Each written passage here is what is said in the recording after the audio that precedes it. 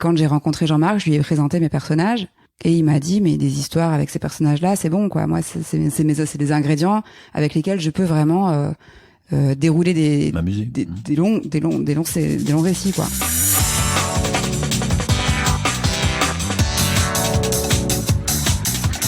Bonjour à toutes et à tous et bienvenue sur Sens Créatif, le podcast qui explore les motivations et les stratégies des artistes de l'image. Je m'appelle Jérémy Kleiss. Je m'appelle Laurent Bazar et nous sommes passionnés par la créativité que nous considérons comme une quête holistique. Loin des images d'Épinal fantasmées, nous questionnons l'être humain derrière les artistes que nous admirons. Pour en savoir plus, vous pouvez nous suivre sur Instagram @senscreatif_podcast et si Sens Créatif vous plaît, vous pouvez aussi rejoindre le Patate Club en soutenant financièrement le podcast sur Patreon. Ça se passe sur www.patreon.com/senscreatifpodcast. Cela vous donne accès à des tonnes de bonus et votre participation nous aide vraiment à continuer à produire ce podcast. Et avant de passer à l'épisode du jour, nous remercions Patreon, sponsor officiel de cette saison 4. Comme eux, on croit dur comme fer qu'il importe de remettre les artistes au milieu de leur production et de leur permettre de gagner leur vie sans être obligés de passer par des tas d'intermédiaires. Et c'est exactement la mission que s'est donnée Patreon, permettre aux artistes de travailler sur ce qu'ils aiment et être payés en retour par les gens qui aiment leur travail. Alors comment ça marche ? C'est très simple. Rendez-vous sur la plateforme patreon.com, créez un compte et commencez à fédérer votre communauté en leur proposant différents paliers pour vous soutenir financièrement en échange de contrepartie. Vous pouvez par exemple leur proposer des tutos exclusifs, des épisodes bonus de votre podcast, un accès à des rencontres ou un Discord privé. À vous d'être créatif. Donc si vous êtes artiste et que vous savez pertinemment que votre travail touche une certaine audience, mais que vous vous demandez comment monétiser votre contenu, peut-être que Patreon est la solution pour vous. Pour en savoir plus, rendez-vous sur patreon.com ou cliquez sur le lien dans les notes de cet épisode. Bonjour à tous et à toutes, on espère que vous allez bien. On est hyper content d'être de retour avec vous pour ce nouvel épisode de Sens Créatif avec Aurore Petit et Jean-Marc Matisse. Mais avant, on va encore une fois vous parler de la soirée de lancement du Patate Artbook. Ah bah oui. Tant qu'à faire. On va pas vous lâcher les gars, ok ? Non. On va pas vous lâcher. On espère que vous serez un max là à Paris, à Pantin, le 3 décembre pour fêter quand même. On sort un bouquin, c'est quand même pas rien. Hein. Si vous écoutez ce podcast, c'est quand même que vous aimez un minimum les belles images, les livres. C'est bientôt Noël, c'est le moment de faire des cadeaux. D'ailleurs, en parlant de cadeaux, à cette soirée, non seulement vous aurez le plaisir de découvrir le nouveau bouquin, hein, le Patate Artbook. C'est un bouquin sur la raclette et on mangera des patates. C'est ça ? Voilà, c'est le contraire. Exactement. Oui, c'est le contraire. L'occasion de faire la fête avec. C'est un peu une petite tradition sur Sens Créatif de faire un peu un événement public en fin d'année. Et donc là, c'est l'occasion de fêter la sortie de ce bouquin avec la participation de plein de membres du Patate Club, des anciens invités, blablabla. Tout ça, vous le savez. Il y aura un petit marché de créateurs, donc vous aurez aussi l'occasion, en plus du bouquin, d'acheter des petits goodies, de rencontrer des auteurs, des autrices, peut-être de chez Exemplaire, des gens qui sont passés sur le podcast. On aura aussi un concert de rock and roll ou de rock alternatif. On en a pas parlé la dernière fois. Ouais, c'est ça. Donc random sitcom des Lillois qui vont venir un peu secouer leur guitare et leur batterie là. Du punk. Donc, ouais. Franchement, ça a toujours été un rêve pour moi, un événement Sens Créatif, d'inviter un groupe pour faire un concert et j'ai toujours voulu que ce soit un petit peu lié, tu vois. Au podcast d'une manière ou d'une autre. Et là, en l'occurrence, c'est une patate qui fait partie du Patate Club, qui fait partie de ce groupe et qui fait de la zik que j'aime bien. Et donc, j'étais genre, vas-y, t'as pas envie de venir? Il m'a dit, ouais, mon gars, on va venir. On va faire venir le rock. Donc, venez pour rencontrer des auteurs, choper des dédicaces. C'est Florian? Si, pardon, oui, c'est Florian Allen. Coucou Florian. Allez checker son travail. Et donc, voilà, c'est l'occasion de manger de la raclette, rencontrer des auteurs, choper des dédicaces, acheter le livre. Boire de la bière avec modération, bien sûr. Et boire plein de bière, ouais. Donc, on espère que vous serez nombreux et nombreuses à venir pour cet événement. Vous retrouvez la petite annonce que j'ai faite sur le flux RSS de Sens Créatif pour plus d'informations. Notez bien la date du 3 décembre à partir de 16h. Be there or be square. Yeah. Oh yeah. Et buvez de la bière. Je déconne.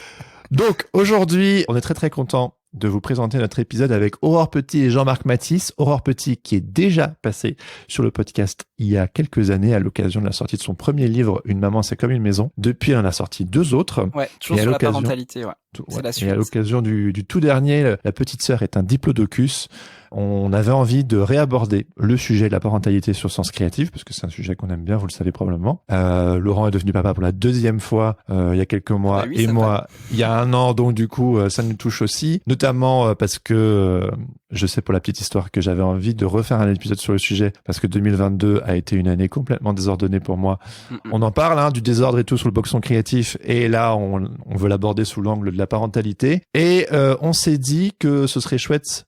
Parce que on l'a pas dit, mais Jean-Marc Mathis, le compagnon d'Aurore Petit, c'est quelqu'un que tu connais très très bien. Mais oui, complètement. Et en fait, c'est le monsieur qui apparaît tout le temps dans les histoires d'horreur, qui est toujours en second plan. Et en fait, oui, Jean-Marc, c'est un peu un grand frère pour moi. Ça a été aussi un mentor. Il va dire que je l'idéalise, évidemment. Mais non, pour moi, Jean-Marc, c'est le meilleur auteur de tous les temps. Meilleur auteur jeunesse de tout. Mais oui, rien que ça. Non, c'est vraiment quelqu'un que j'apprécie énormément. Voilà, je l'ai rencontré quand j'étais aux Beaux-Arts. Et c'est vraiment une des personnes, c'est pas la personne qui m'a le plus mis le pied à l'étrier et qui m'a vraiment ouvert ses portes. Il m'a pas fait de cours magistral, mais il m'a permis en fait de voir comment il travaillait et il m'a partagé énormément de ressources. Évidemment, on avait plein d'autres centres d'intérêt, mais en tout cas au moins sur l'aspect professionnel du travail d'auteur-illustrateur, je pense qu'il a été vraiment d'une aide hyper précieuse pour mon début de carrière et voilà. Puis on a été amené aussi à faire des projets ensemble. On a fait 2 bouquins chez Thierry Magnier, les Billy Micmac, et voilà. Et je trouve que son œuvre, elle est juste sous-estimée, elle est pas assez mise en avant et tous les gens qui ont bossé avec Jean-Marc vous le diront qu'il est absolument génial. Voilà, et je suis super content de pouvoir enfin la voir sur Sens Créatif parce qu'il a beaucoup de choses à dire et beaucoup de choses contre-intuitives aussi. C'est quelqu'un de très particulier, c'est un personnage et voilà, c'était un régal de les avoir tous les deux chez eux parce qu'ils nous ont invités à venir dans leur maison pour l'interview. Et c'était juste super touchant, super chouette quoi. On a passé un bon moment à Nantes. Ouais. Jean-Marc Mathis, dont j'avais déjà entendu parler des tonnes de fois, tu m'en avais parlé. C'est vrai. Mais je m'étais pas encore plongé dans son œuvre. Et pour préparer l'interview, du coup, je suis allé voir.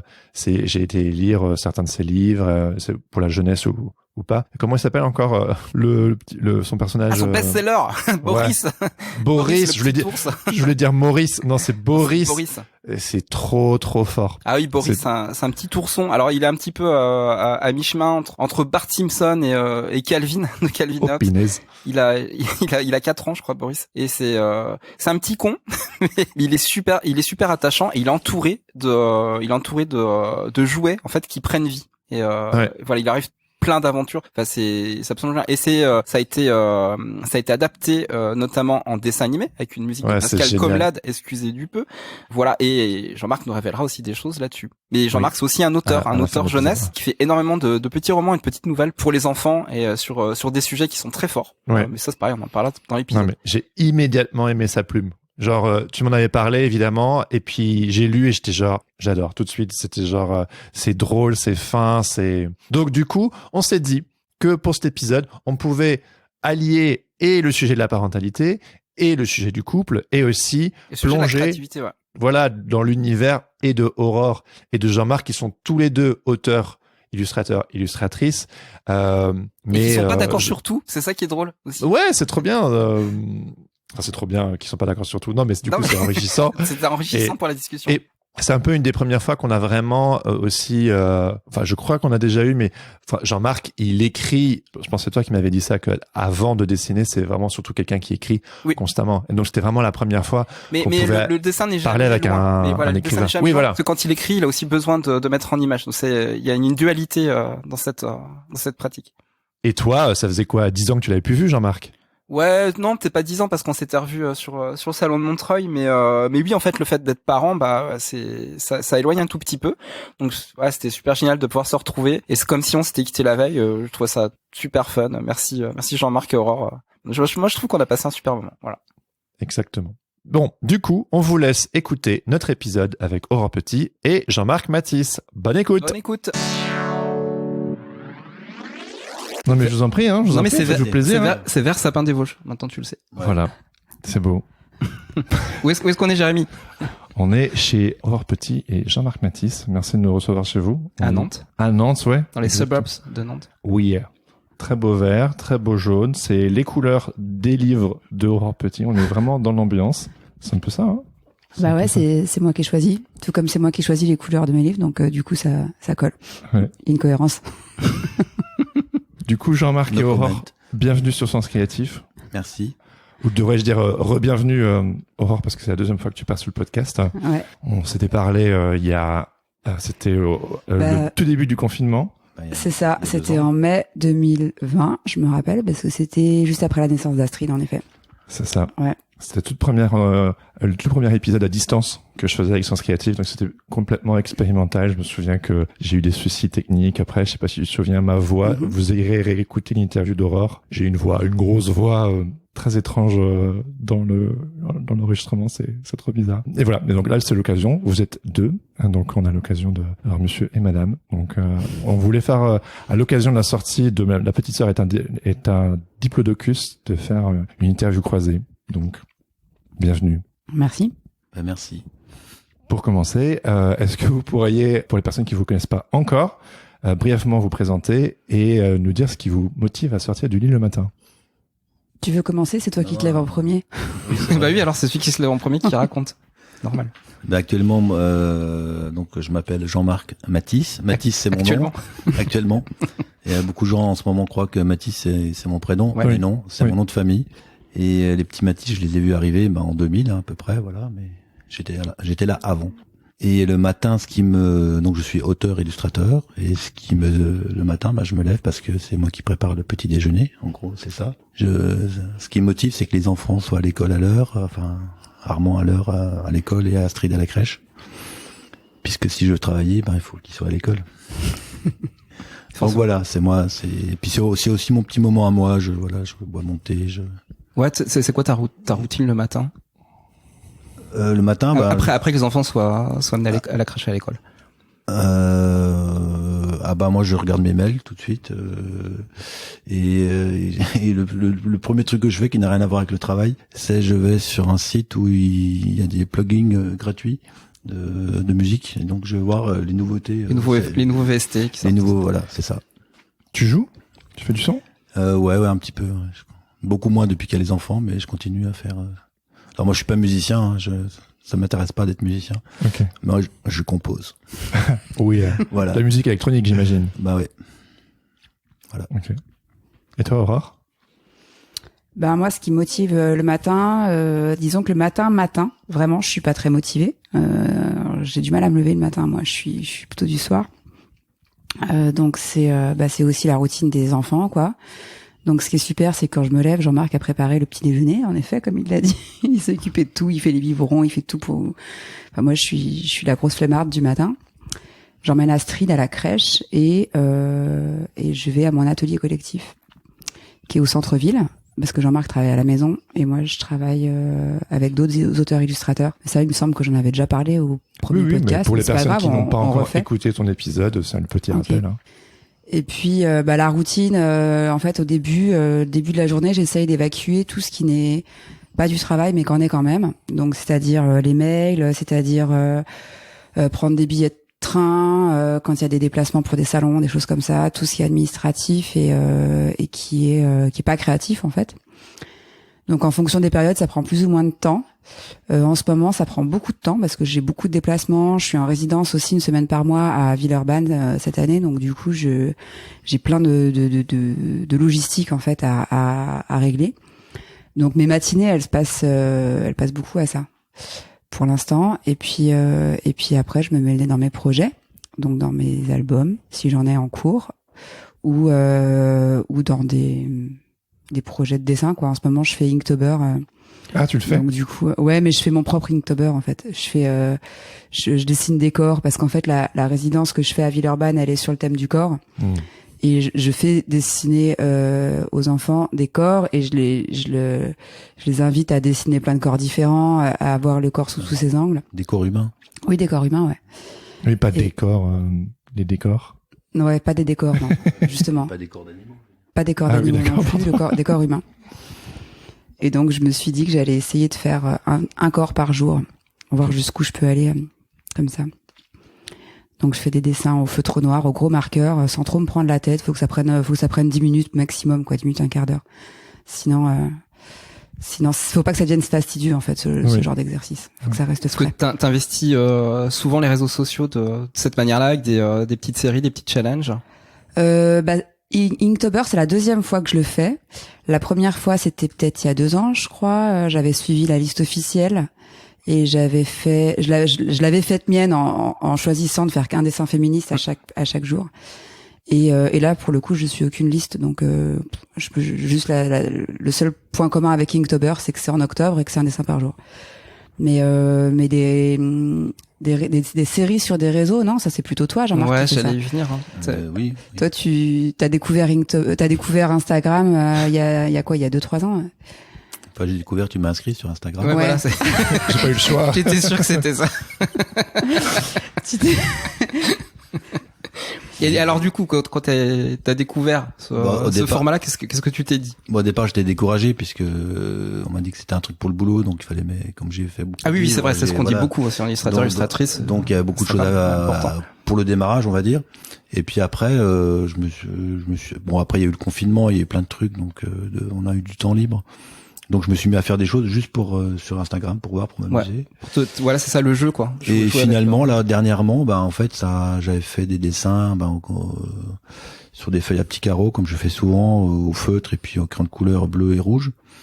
Et finalement, il y a un truc qui va devenir un livre, donc c'est plutôt positif, voilà. Bah carrément. Mais c'est justement ce à quoi je voulais venir, c'est que finalement quelque chose, un outil qui peut te paraître un petit peu contraignant et t'as pas d'affinité avec, tu peux le transformer en quelque chose de plaisant, d'amusant, de jeu justement. Ouais, c'est ça. Jouer avec et il peut sortir quelque chose que tu t'attendais pas, quoi. Des fois, je fais des trucs juste, voilà, dire ça fera rire les copains, quoi. Par exemple, là, je suis rentré du salon j'étais à Saint-Malo ce week-end. Donc quand je suis rentré dimanche soir, il y a Armand qui m'a demandé, alors papa, c'était bien Chamallow? Trop mignon. Et ce qui est drôle, c'est que bon, il a rigolé, on pensait qu'il avait compris qu'il faisait une blague. En fait, plus tard, je me suis bien rendu compte que non, il avait compris Chamallow pour de vrai, quoi. Ouais. Donc ce qu'il m'a demandé après, mais papa, c'est quoi Chamallow? Bah écoute, mon garçon. Et donc il a fait une blague sans, voilà, bon, j'ai posté ça et puis voilà. Mhm. Je trouve que c'est marrant. Chabalot, c'est une ville de corsaires qu'on débarque à papa. C'était marrant de partager ça avec Bah ouais, trop. avec les copains, quoi. Il est trop drôle ton compte Instagram, il est très marrant. Ah, je sais pas. Ouais. Ouais, si, moi je trouve, ouais. Si. Bah Instagram, je trouve que c'est vraiment, enfin je le vois un peu comme une occasion de faire des dessins récréatifs, quoi. Je trouve que ça se prête vraiment à ça. C'est des dessins qui durent pas et puis Ouais, plus qu'une vitrine pas comme un comme un site. book. Ouais, c'est pas ça en fait finalement.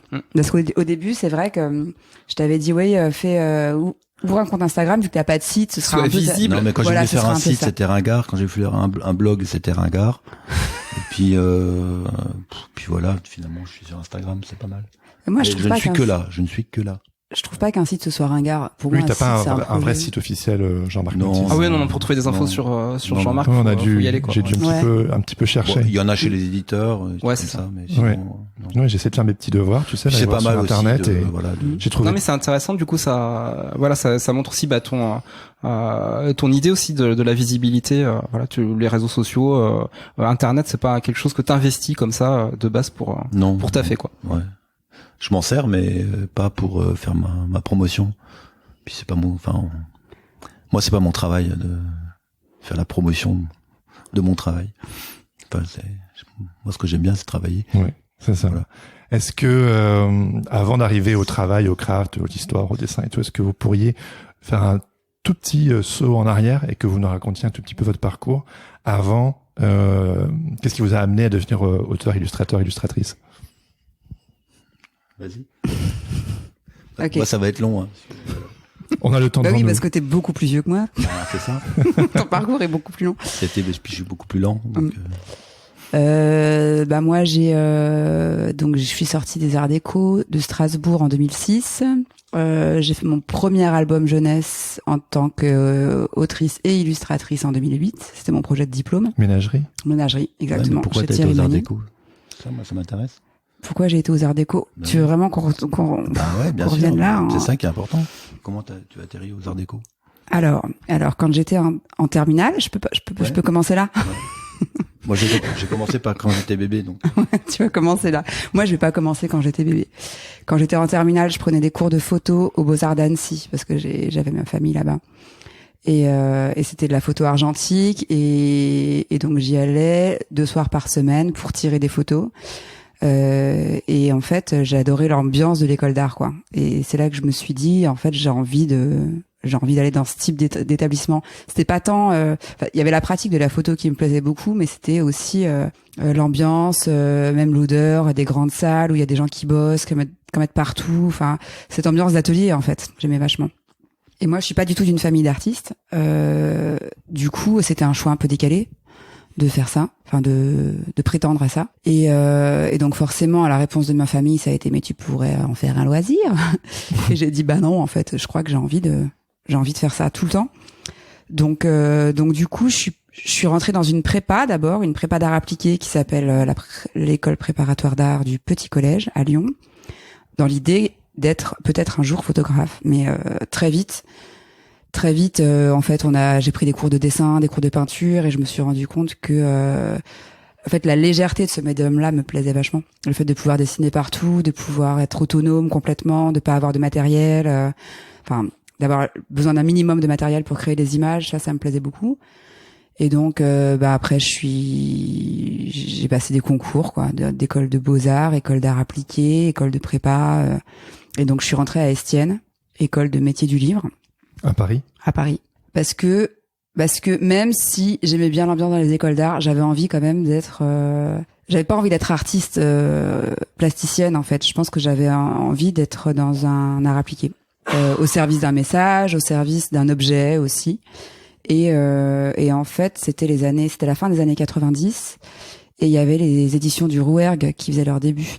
Enfin, leur début, non, je pense que ça existait bien avant, mais il y avait... c'était un peu l'âge d'or, qu'on va dire. Ouais, voilà. Et en fait, je suis rentrée dans la littérature jeunesse par ce biais-là. D'accord. En fait. Qui est un biais qui est pas du tout classique. Et je me suis dit, waouh, ça peut aussi être ça, des bouquins pour les enfants.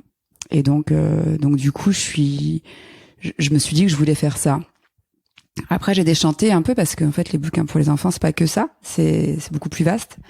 Et puis finalement, c'est pas du tout le genre de bouquin que je fais aujourd'hui, donc c'est assez décalé. Mais voilà, donc du coup, quand je suis rentrée aux Arts Déco, j'avais cette idée de faire des livres pour les enfants déjà. Et la section à Strasbourg, c'était Claude Lapointe qui tenait. Carrément. Ouais, qui tenait la section, et c'était vraiment illustration narrative. Et donc, on nous apprenait vraiment à faire des petits bonhommes et à raconter des histoires. Et ouais, pas seulement faire des petits bonhommes. Et ouais, pas seulement faire des petits bonhommes. Mais tenir un personnage sur plusieurs planches, le mettre en action, et être au service d'une histoire, quoi, vraiment. Et ce qui est plus vraiment le cas aujourd'hui, hein. Les arts déco, les illustrateurs qui sortent des arts déco aujourd'hui, ils sont beaucoup plus plasticiens, beaucoup plus artistes que notre génération à nous. Ah, ça dépend aussi de tes enseignants, en fait. C'est beaucoup ça. Hein. Qu'est-ce qui est transmis par qui? Oui, bien sûr. Mais c'est vrai que Claude Lapointe, il posait vraiment cette empreinte-là, d'être au service d'une histoire et de bien la raconter, d'être lisible. Et c'est surtout ça qui m'a servi au début, en fait, pour bosser après dans de la commande. Parce que donc en sortant des arts déco, j'ai fait cet album-là, Ménagerie. Mais après, j'ai fait beaucoup de commandes. Bayard, Milan, la presse, ouais, c'est un peu classique, ouais, quand on débute en illustration, on va faire vers l'illustration jeunesse, il y a un filon, quoi. Ouais, c'est ça. Et ça m'a formé quelque part. J'ai essuyé un peu les plâtres, mais ça, j'en parle beaucoup, je crois, dans le premier podcast, hein, de cette période. Ouais, réécoutez l'épisode, hein, si vous voulez faire une pause là maintenant, vous allez écouter l'épisode d'horreur. Il me semble, je l'ai pas réécouté, hein, depuis que mais j'ai l'impression d'un déjà vu quand j'en parle, donc c'est pour ça. On contextualise. Ouais, c'est ça. Et puis donc ouais, j'ai fait de la commande bien pendant 5-6 ans, en faisant quasiment que ça. J'habitais à Paris, donc il fallait vraiment que je bosse beaucoup, que je fasse beaucoup de commandes pour payer mon loyer, mon atelier, tout ça. Et puis là, j'ai fait un petit bond dans le temps, jusqu'au moment où j'ai rencontré Jean-Marc, peut-être. Allez. Ouais. Vous rencontrez comment? On se rencontre parce que je suis... Au téléphone. Ouais, parce que moi, je suis engagée dans la charte des auteurs et illustrateurs jeunesse. Ouais. Je suis un peu militante pour les droits des auteurs. Trop bien. Voilà. Et je m'occupe de faire des publications à l'usage des jeunes illustrateurs pour leur apprendre à défendre leurs droits, à négocier leurs contrats, tout ça. Puis là, il y a un jeune illustrateur qui arrive, Jean-Marc. Non. C'est ça. Et on décide de faire une plaquette qui s'appelle Tu te rappelles du nom de la plaquette Alors je pourrais m'en souvenir parce que je la vois très bien, mais je ne sais plus le nom. Mais c'est en gros c'est une plaquette qui explique un petit peu justement tout ce que tu as. Comment négocier. Oui, voilà, c'est ça. Celui-là. Ouais. Ouais. Et puis c'était à peu près à l'époque où j'avais... Il y a un chevalier, un dragon dessus. C'est ça. Ouais, On file la métaphore du dragon. Bon, alors je prendrai une photo et on vous la montrera. Voilà. Je souscris toujours à la charte. Moi, j'y suis toujours. Bah moi, je crois que je suis toujours adhérente, mais je suis plus. Là, j'étais au conseil d'administration et puis je m'occupais des publications en binôme avec okay. d'autres gens, quoi. Mais du coup, mon job, c'était de faire la coordination des plaquettes, de trouver un illustrateur, de coordonner ça avec l'auteur et tout ça. Et en fait, je connaissais de Jean-Marc ces petites BD Jeux et les vacances, qui sont chez BD Poche. avec les petits bonshommes. Ouais, des petits bonshommes Ouais, très géométrique. Très stylisés. Voilà. Et donc en fait, je l'ai appelé. Et il m'a dit mais ces bonhommes-là, personne n'en veut. Ah, ça, c'est ce que tu crois. Mais c'est vrai. C'est pas évident comme style. Quelques projets de livres. Non, ça plaît pas.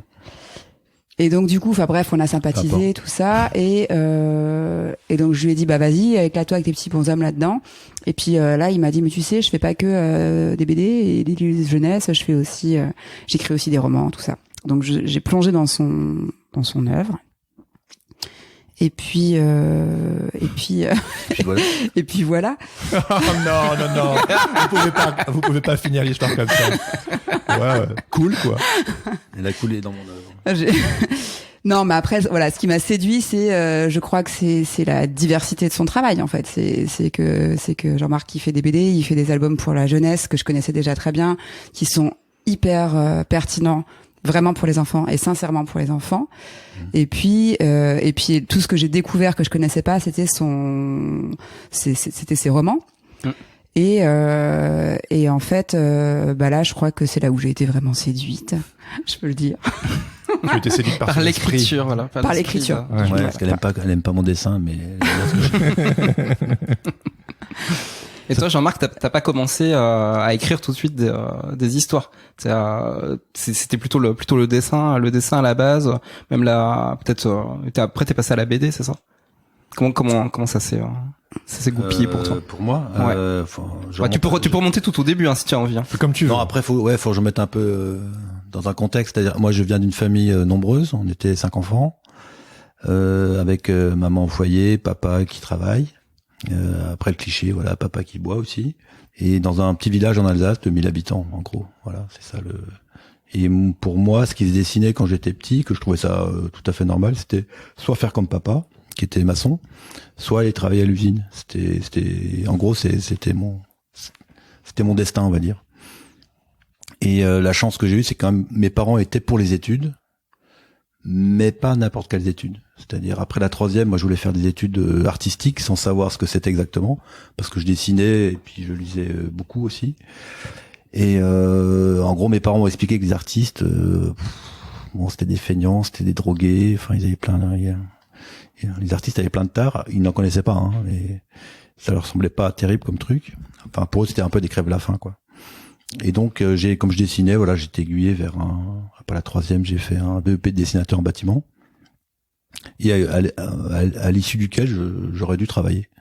Voilà. Et finalement, c'était une suite de petites chances, puisque donc j'ai fait mon BEP dessinateur. Alors j'ai adoré ça, hein, ce dessin technique, tout ça. C'est des bases, quoi. C'est une bonne base pour bosser. Genre là, je me rappelle, la dernière semaine d'école, en fait, le proviseur rentre dans la classe, il nous annonce qu'il y a une nouvelle école qui s'ouvre à Metz. À l'époque, j'étais près de Strasbourg. Mais pour faire la même chose, mais genre niveau bac. Donc il a demandé, est-ce que ça intéresse quelqu'un? On était 3 dans la classe, finalement on s'est retrouvés là. Donc je suis devenu un spécialiste du béton armé au niveau des plans, tout ça, au bout de 2 ans plus tard. Et pareil, je devais travailler. Et coup de chance, recoup de chance, là c'était la crise du bâtiment à l'époque, donc ça a été direct 19 ans chômage. Voilà, c'était ça.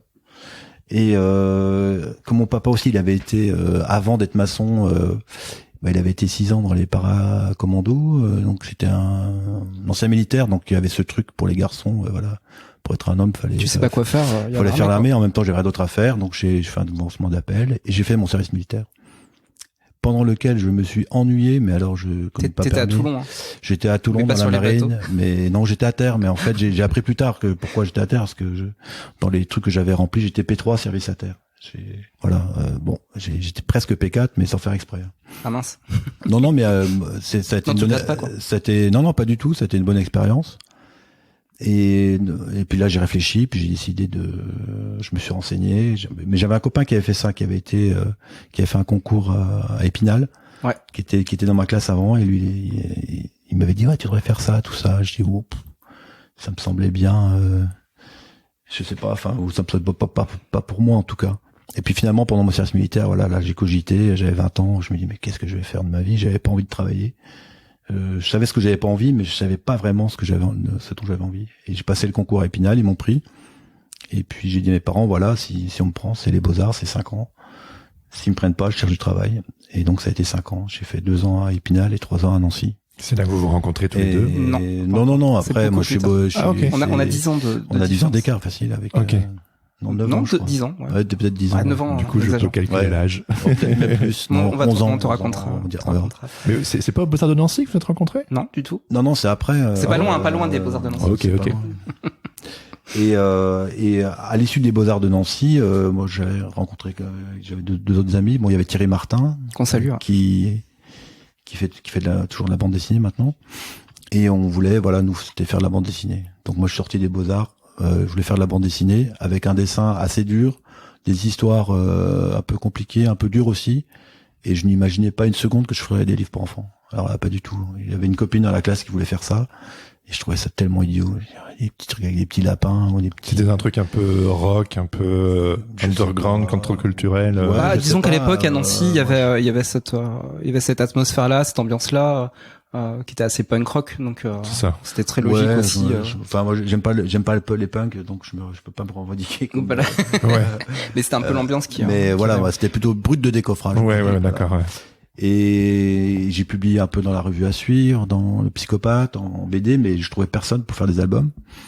Ça restait un peu underground. Chaque fois, j'étais refoulé. Voilà, les gens pensaient que j'étais un peu fou. Enfin, du moins les éditeurs, et puis ils voyaient pas du tout comment gagner de l'argent avec ce que je faisais, surtout, je crois. Et donc pour vivre, j'ai commencé à faire de l'illustration pour la presse. Et petit à petit, j'ai découvert la presse jeunesse. Et je me suis rendu compte qu'il y avait des trucs qui me plaisaient, enfin qui me faisaient marrer pour les petits. Et puis ensuite j'ai eu l'opportunité de faire un livre, et puis 2, puis 3, puis 4, et puis voilà, c'était comme ça. Ça a été une vraie révélation pour toi. Je me suis à 32 ans, tu t'es dit c'est ça que je veux faire. Oui, alors moi mon premier livre, c'est quand j'ai eu mon premier livre, j'ai compris que c'était ça que je devais faire. C'était mon truc. Mais je pense que ça va du milieu en fait d'où je viens, jamais je me serais autorisé à faire des livres, genre dire moi quand je serai grand, je serai écrivain ou je ferai un truc comme ça. Tu peux nous parler de ton premier livre, justement? S'il y a des choses à dire dessus, évidemment. Dessus, qu'est-ce que c'est mon premier livre? C'est une bande dessinée, oui, sur un petit garçon qui cherche le Père Noël, voilà. Et qui le trouve.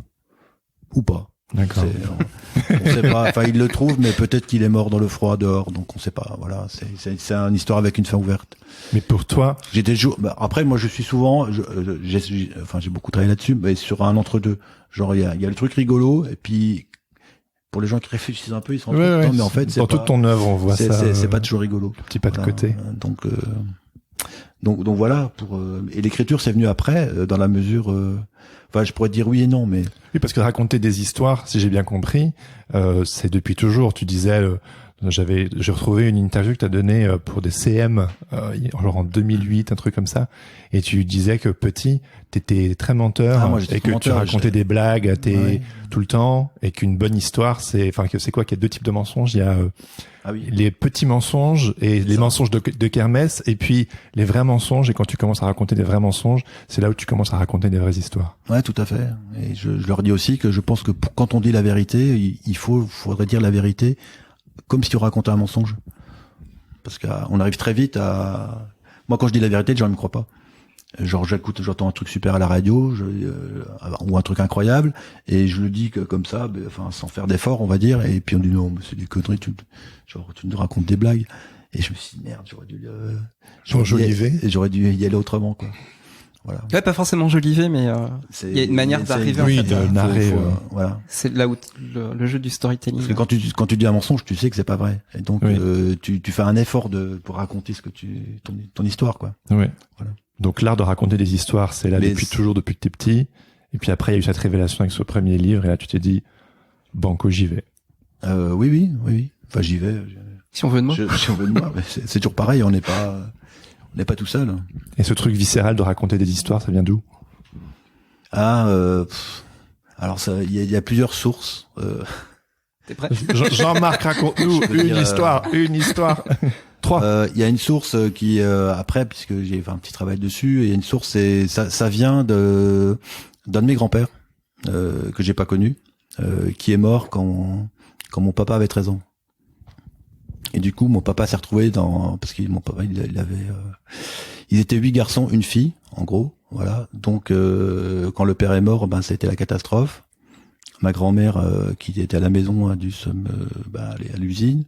Comme c'était difficile, elle s'est mise à boire. Et il y a une partie de mes oncles et ma tante qui sont été dans des familles d'accueil, en gros. Voilà, je pense que c'est une des raisons. Et moi, à 13 ans, j'ai commencé à écrire un roman, en fait. Ah oui. Voilà, j'ai compris après ce truc plus tard. Donc je pense qu'il y a une des raisons pour lesquelles je raconte des histoires. Il y a aussi un petit travail de réparation symbolique par rapport à l'enfance pourrie de mes oncles, mon père et tout ça. Voilà. Ok. Et c'est pour ça aussi il y a beaucoup de choses sur la famille. Mais alors moi j'aime oui, pas. C'est une de tes thématiques. Hein. Ouais. Mais moi, ce que j'aime pas, c'est raconter les trucs genre un documentaire où alors avant c'était comme ça, machin, tout ça. Ouais, t'as besoin de la fiction en fait. Ouais, moi j'ai besoin de la fiction. J'aime bien prendre des éléments qui sont vrais et après jouer avec ça. Voilà, exagérer dans un sens ou dans l'autre. Voilà. Est-ce que tu dirais que ce travail d'écriture, c'est aussi une manière de te réapproprier ton histoire? Oui, sûrement. Oui. Ça, oui, peut-être. Ouais. De régler des choses, de dire des choses. Ouais. Et puis aussi parce que quand j'étais petit, nous les enfants n'avaient pas le droit de parler. Donc moi, quand j'ai grandi à table, j'avais pas le droit de parler. Il fallait toujours se taire. Fallait pas. Quand on parlait ou même avec d'autres gens, on parlait jamais de sujets importants. Donc tu veux dire que c'est une frustration qui s'est je pense que c'est open bar. Tu peux te dire tout ce que tu veux. On parlait, fallait parler de choses légères. Voilà, c'est discuter comme ça. On parle du temps, on parle telle équipe de foot a gagné tel match, machin. Mais les adultes, je les entendais jamais trop parler du moins en présence des enfants, il y avait pas de transmission par rapport à ça. Et chez toi, Aurore? Chez moi, si on parlait à table. Oui, on parlait à table chez moi. Nous, on était 4 enfants et en fait, non, moi, j'ai pas de frustration par rapport au fait de raconter. Là où moi, je pense qu'il y a un lien entre mon histoire familiale et le métier que je fais aujourd'hui, c'est qu'en fait, je pense que j'ai pris la place qui était inoccupée, la place de l'artiste, en fait. Ah oui, t'en parlais dans ton épisode, ouais. C'est que personne ne dessinait, c'est que j'étais la deuxième, c'est une place un peu inconfortable dans une famille, d'être deuxième. C'est plus cool que d'être premier. Je suis premier aussi. High five. Et donc du coup, fallait tout. Enfin, je sais pas. Je pense que j'ai trouvé un truc qui était ma place à moi. C'était mon territoire en fait. Ouais. Il y avait personne pour venir ni en concurrence, ni occuper ce terrain-là, quoi. Donc voilà, c'était une manière de faire de faire ma bulle en fait. Je pense. Mais c'est pas les histoires, moi. Moi, c'est pas les histoires, mon truc. C'est vraiment plus le dessin, plus inventer des images, plus mettre du visuel sur des choses imaginaires. En fait, dans la narration, pendant très longtemps, j'ai été mal à l'aise. Même, on parlait des arts déco tout à l'heure, même aux arts déco, dans les exercices de narration qu'on nous donnait, je trouvais toujours une solution pour essayer de raconter sans raconter. Ouais, c'est le trick de l'illustrateur, l'illustratrice, tu vois. Tu fais passer par le dessin, en fait, ce que t'arrives pas à raconter, parce que écrire, ça demande une formation, ça demande du temps, il y a des choses, en fait, ça vient pas forcément tout seul. Non, et puis en plus, le truc, c'est que moi, je vois bien que je suis pas du tout de cette nature à inventer des histoires rocambolesques ou des aventures ou tout ça. C'est plus, ça va être plus faire une histoire avec un rien, quoi. En fait, faire une histoire avec un caillou qui tombe dans l'eau, en fait. C'est déjà une histoire, en fait, ça. Ça n'empêche pas, ouais. Oui, mais tu vois, si on veut recoudre le truc par rapport à notre rencontre, c'est vrai que quand on s'est rencontrés, moi j'avais dessiné Dolores Wilson, qui s'appelait pas Dolores Wilson. J'avais dessiné Doug, j'avais dessiné l'escargot géant. L'univers existait. L'univers existait et en fait. Et tu savais pas quoi en faire. Mon éditrice, elle m'avait dit écris des histoires avec ça. Donc j'ai bien essayé d'écrire des histoires avec ça. Et en fait, j'étais dans une économie de mots, j'étais dans quelque chose qui était que elle a vu comme quelque chose qui était du registre de l'album pour tout petit, ce dans quoi je suis aujourd'hui quand je fais mes propres albums. Et donc elle m'a dit mais non, en fait il faut que tu essayes d'écrire des aventures, tout ça. Donc j'ai lâché l'affaire. Et quand j'ai rencontré Jean-Marc, je lui ai présenté mes personnages et il m'a dit mais des histoires avec ces personnages-là, c'est bon quoi. Moi c'est des ingrédients avec lesquels je peux vraiment dérouler des longs récits quoi. Et donc du coup c'est en fait moi je me sens pas du tout de cette fibre là en fait, de cette fibre de narration là. C'est autre chose. C'est plus de la narration par dans mes livres que je fais au Fourmi Rouge, c'est plus de la narration par la mise en scène en fait. Vous pouvez un petit peu nous raconter comment vous collaborez ensemble, parce que vous avez fait Dolores Wilson, vous avez fait plein d'autres. Ouais. Si on prend le début, c'est quoi, c'est Dolores. Ouais, donc au début, Dolores, on n'était pas encore en couple quand on a fait Dolores Wilson. Donc c'était juste après. C'est l'éditrice qui t'a dit va voir Matisse. Non, pas du tout. Elle m'a dit au début, elle m'avait dit si tu veux, je te propose une autrice. Je pense à quelqu'un qui pourrait écrire des histoires sur ces personnages-là. Et moi, j'étais pas du tout prête à donner mes personnages à quelqu'un que je connaissais pas. Ouais, j'imagine. Ouais. C'est précieux, quoi. C'est à toi. C'est ça.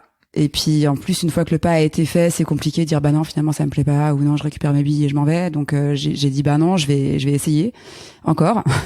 Et puis j'ai pas réussi. Et quand on s'est rencontré avec Jean-Marc, j'ai senti aussi qu'il y avait il y avait un humour en fait qui était dans notre relation et la manière dont on pouvait se marrer quand on discutait. En fait, on pouvait réinjecter ça dans des histoires. Il y avait des références communes aussi. Il y avait un petit peu. Et en fait, Dolores est devenu un terrain de jeu où on a pu mettre un peu tout ce qui nous rassemblait quoi. C'est la matrice de votre couple, Dolores Wilson. Ouais, un peu. C'est le 3e prénom de notre fille aussi, Dolores. Et Doug. Et Doug. Tu nous expliqueras. Doug, c'est le chien, c'est mon personnage préféré. Ah oui, bah oui, évidemment. Il est petit, faible et trouillard. C'est qu'il peut pas faire grand chose, pauvre Doug. Oh, mais il est marrant, il se Doug, déguise il est aussi. trop drôle. Voilà. Et donc, du coup, pour recontextualiser, Dolores Wilson, c'est quoi, en fait? Voilà, c'est quoi le synopsis, le plot? Dolores Wilson, Qu'est-ce qui se passe dans ces histoires? Dès le départ, c'était déjà construit comme une série avec, comme certaines séries télé, par exemple les drôles de dames ou je sais pas, les bottes de cuir, il y a toujours la drôle de dame, toujours un peu le même début, la même chute, le même principe. Ouais, il y a du running gag. Voilà. Non, mais ça c'est un truc qu'on a trouvé après. Oui. Au départ, dans les dessins, dans les tout premiers dessins, il y avait Dolores en. Ah oui, les dessins, d'accord. Il y avait Dolores en civil entre guillemets et Dolores en super héroïne.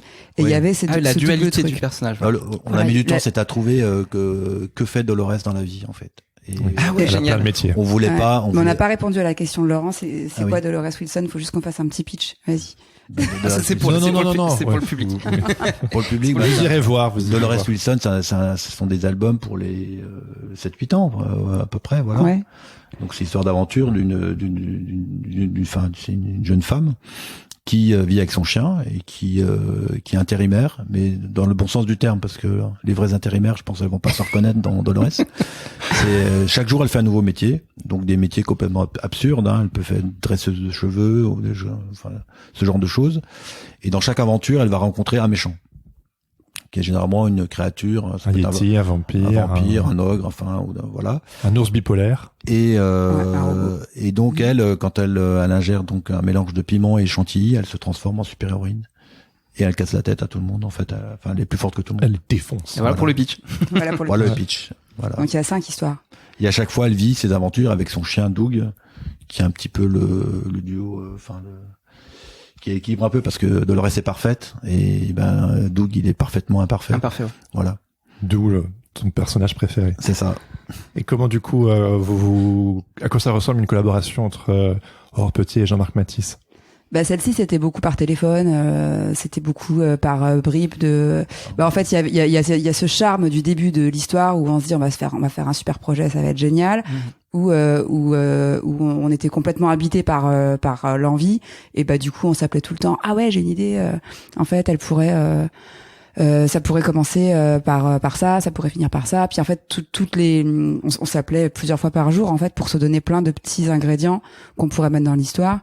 Jean-Marc il m'envoyait pas mal de références de séries radiophoniques que j'ai écouté, les Signé Furax. Ah ouais, carrément. Moi je lui donnais les références de Téléchat, de Drôle de Dame que j'aimais bien. T'avais pas les références. Il y a aussi Scooby-Doo un peu Oui. Il y a un peu de Scooby-Doo. Oui, il y a un peu de Scooby-Doo. Ouais.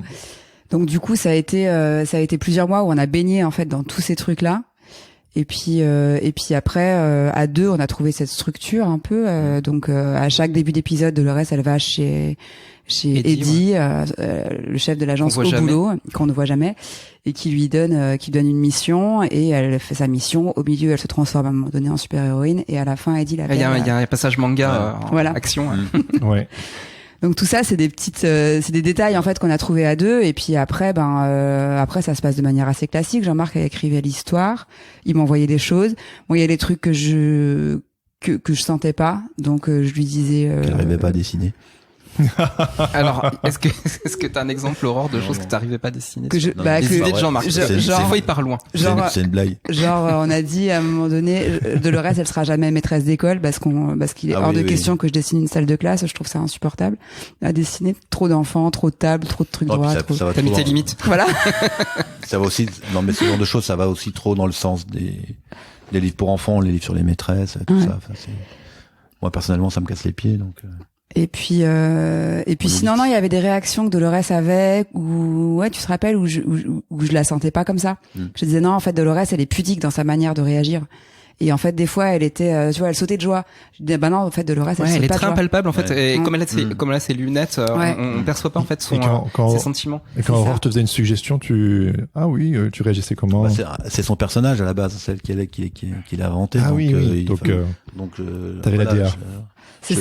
Sur Dolores, oui. Doug, clairement, c'est toi qui l'as façonné, ce personnage-là. Ouais, j'ai développé, il était décoratif au début. Voilà. Et là, alors que Dolores, j'avais quand même bien une perception de sa manière de parler, tout ça, je le sentais bien.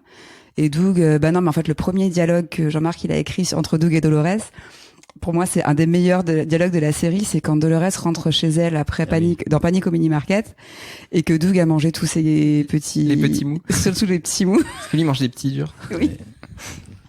Il a tout becté.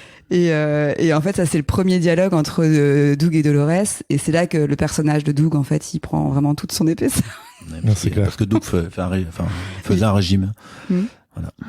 Et donc, au début de Dolores Wilson, vous étiez pas ensemble. Ouais. Et puis vous êtes mis ensemble en cours de... En cours de Dolores. Au cours de à la Dolores, fin, ouais, je crois. Hein. Ouais. À la Ok. fin.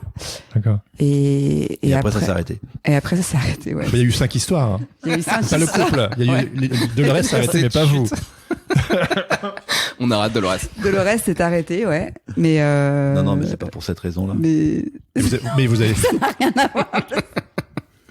Non, mais trop de suspense. Bah oui. C'est très bien. Quelque chose On a à parlé dire, de mensonges peut-être, tout à l'heure. à Il faut ce rester sujet. là-dessus. Non, Dolores, ça, on peut le dire, ça a pas été bien accueilli au niveau.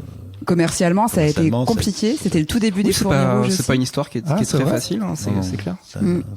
Et Parce que donc, là, il y a une. là, il y a une réédition. Une ouais. réédition. Ouais. C'est hyper chouette de voir Ouais. les 5 ensemble. Ouais. Et Mais là, ça, a priori, ça c'est un marche petit peu bien. une constance chez toi, Jean-Marc, c'est que J'ai des trucs qui marchent pas. exactement, t'as des trucs qui marchent. Alors il y a des trucs qui ont énormément de succès, on en parlera, mais t'as aussi des trucs qui marchent pas. Et j'aime beaucoup ta résilience parce que t'as souvent gardé des très bonnes idées dans tes cartons et t'attends patiemment le moment où tu peux la ressortir. Il y a jamais rien qui est perdu dans ton travail, j'ai l'impression. Si quand même. Si quand même. Mais, Parce que- Ça veut dire non, que tu c'est produis pas- beaucoup alors aussi. Ah, c'est un bosseur. Hein. mais- Jean-Marc, il produit énormément C'est un entre bosseur. les... Si, parce que en fait, c'est assez marrant parce que récemment, là, j'ai travaillé, à la demande d'une éditrice, j'ai bossé pour une revue Mordelire chez Milan. Et en fait, ce qu'on m'a demandé, ça n'a pas fonctionné. Mais par contre, il y avait une petite rubrique d'histoire un peu qui fait peur dedans. Et là, j'ai ressorti une histoire que tu connais sûrement, à l'époque, ça s'appelait Alex et les laveurs de cerveau. Ouais. Et donc, donc c'est un truc qui doit dater de 98 et qui s'est publié là. Bon, il y a eu des petites, il y a eu des petits changements, mais effectivement, je dis bon bah voilà. Puis c'est Charles Duterte qui a fait les dessins, mais bon, dans la presse.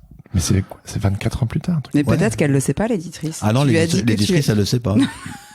Mais ouais, mais peu importe en fait. Le truc c'est que voilà, des fois c'est pas le moment. Puis des fois c'est le moment. Le monde n'était pas prêt. Bah en fait par rapport à Dolores, c'est aussi que je pense en effet aujourd'hui ça marche mieux.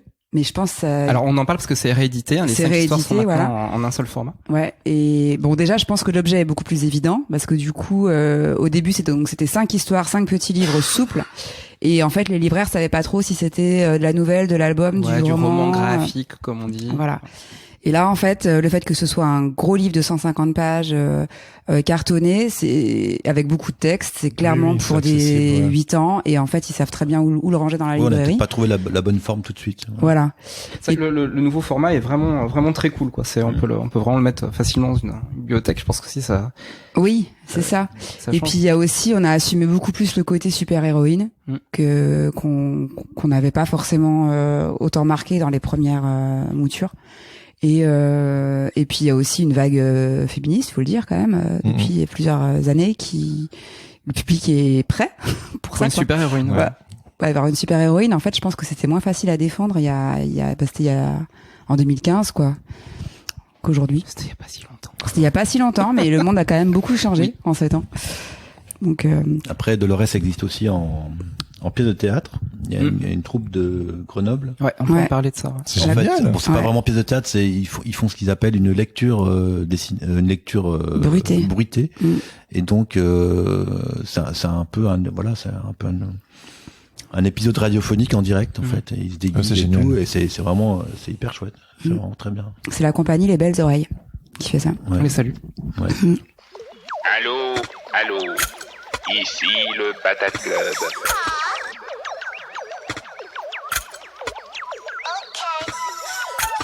Et nous interrompons quelques secondes cet épisode, car si vous êtes encore là, ça veut probablement dire que cet épisode vous plaît. Et si Sens Créatif vous plaît, vous pouvez aussi nous aider en nous soutenant financièrement sur Patreon. Cela vous donne accès au Patate Club, la communauté des artistes qui te donne grave la patate, mais aussi au Discord Sens Créatif, qui est gratuit et ouvert à tous. Mais si vous rejoignez le Patate Club, vous aurez accès à l'entièreté de cet outil qu'on a imaginé pour permettre aux créateurs et créatrices d'échanger quotidiennement sur leurs pratiques, leurs explorations, leurs ressentis et de mutualiser leurs expériences. Rejoindre le Patate Club, c'est aussi accéder aux rencontres régionales, aux ateliers en ligne, aux projets collaboratifs, aux épisodes bonus, aux portfolio reviews, bref, à tout un écosystème créatif pour vous accompagner dans votre vie d'artiste. Et si vous hésitez, vous pouvez aussi tout simplement nous soutenir financièrement parce que vous aimez ce podcast et que vous aimeriez nous aider à le produire. Ça se passe sur patreon.com/senscreativepodcast ou sur patateclub.com. D'avance, on vous dit un grand merci. Allez, retour à l'épisode. Mais Laurent, il disait, c'est genre que tu es capable d'aller rechercher dans tes cartons des vieux projets et de les retravailler. Il me disait que un de tes credos, c'est faire, défaire et refaire. Oui, peut-être, oui. Est-ce que tu me rends pas compte? Non, mais ça paraît. C'est totalement inconscient, ouais. Ça paraît idiot, mais voilà, c'est.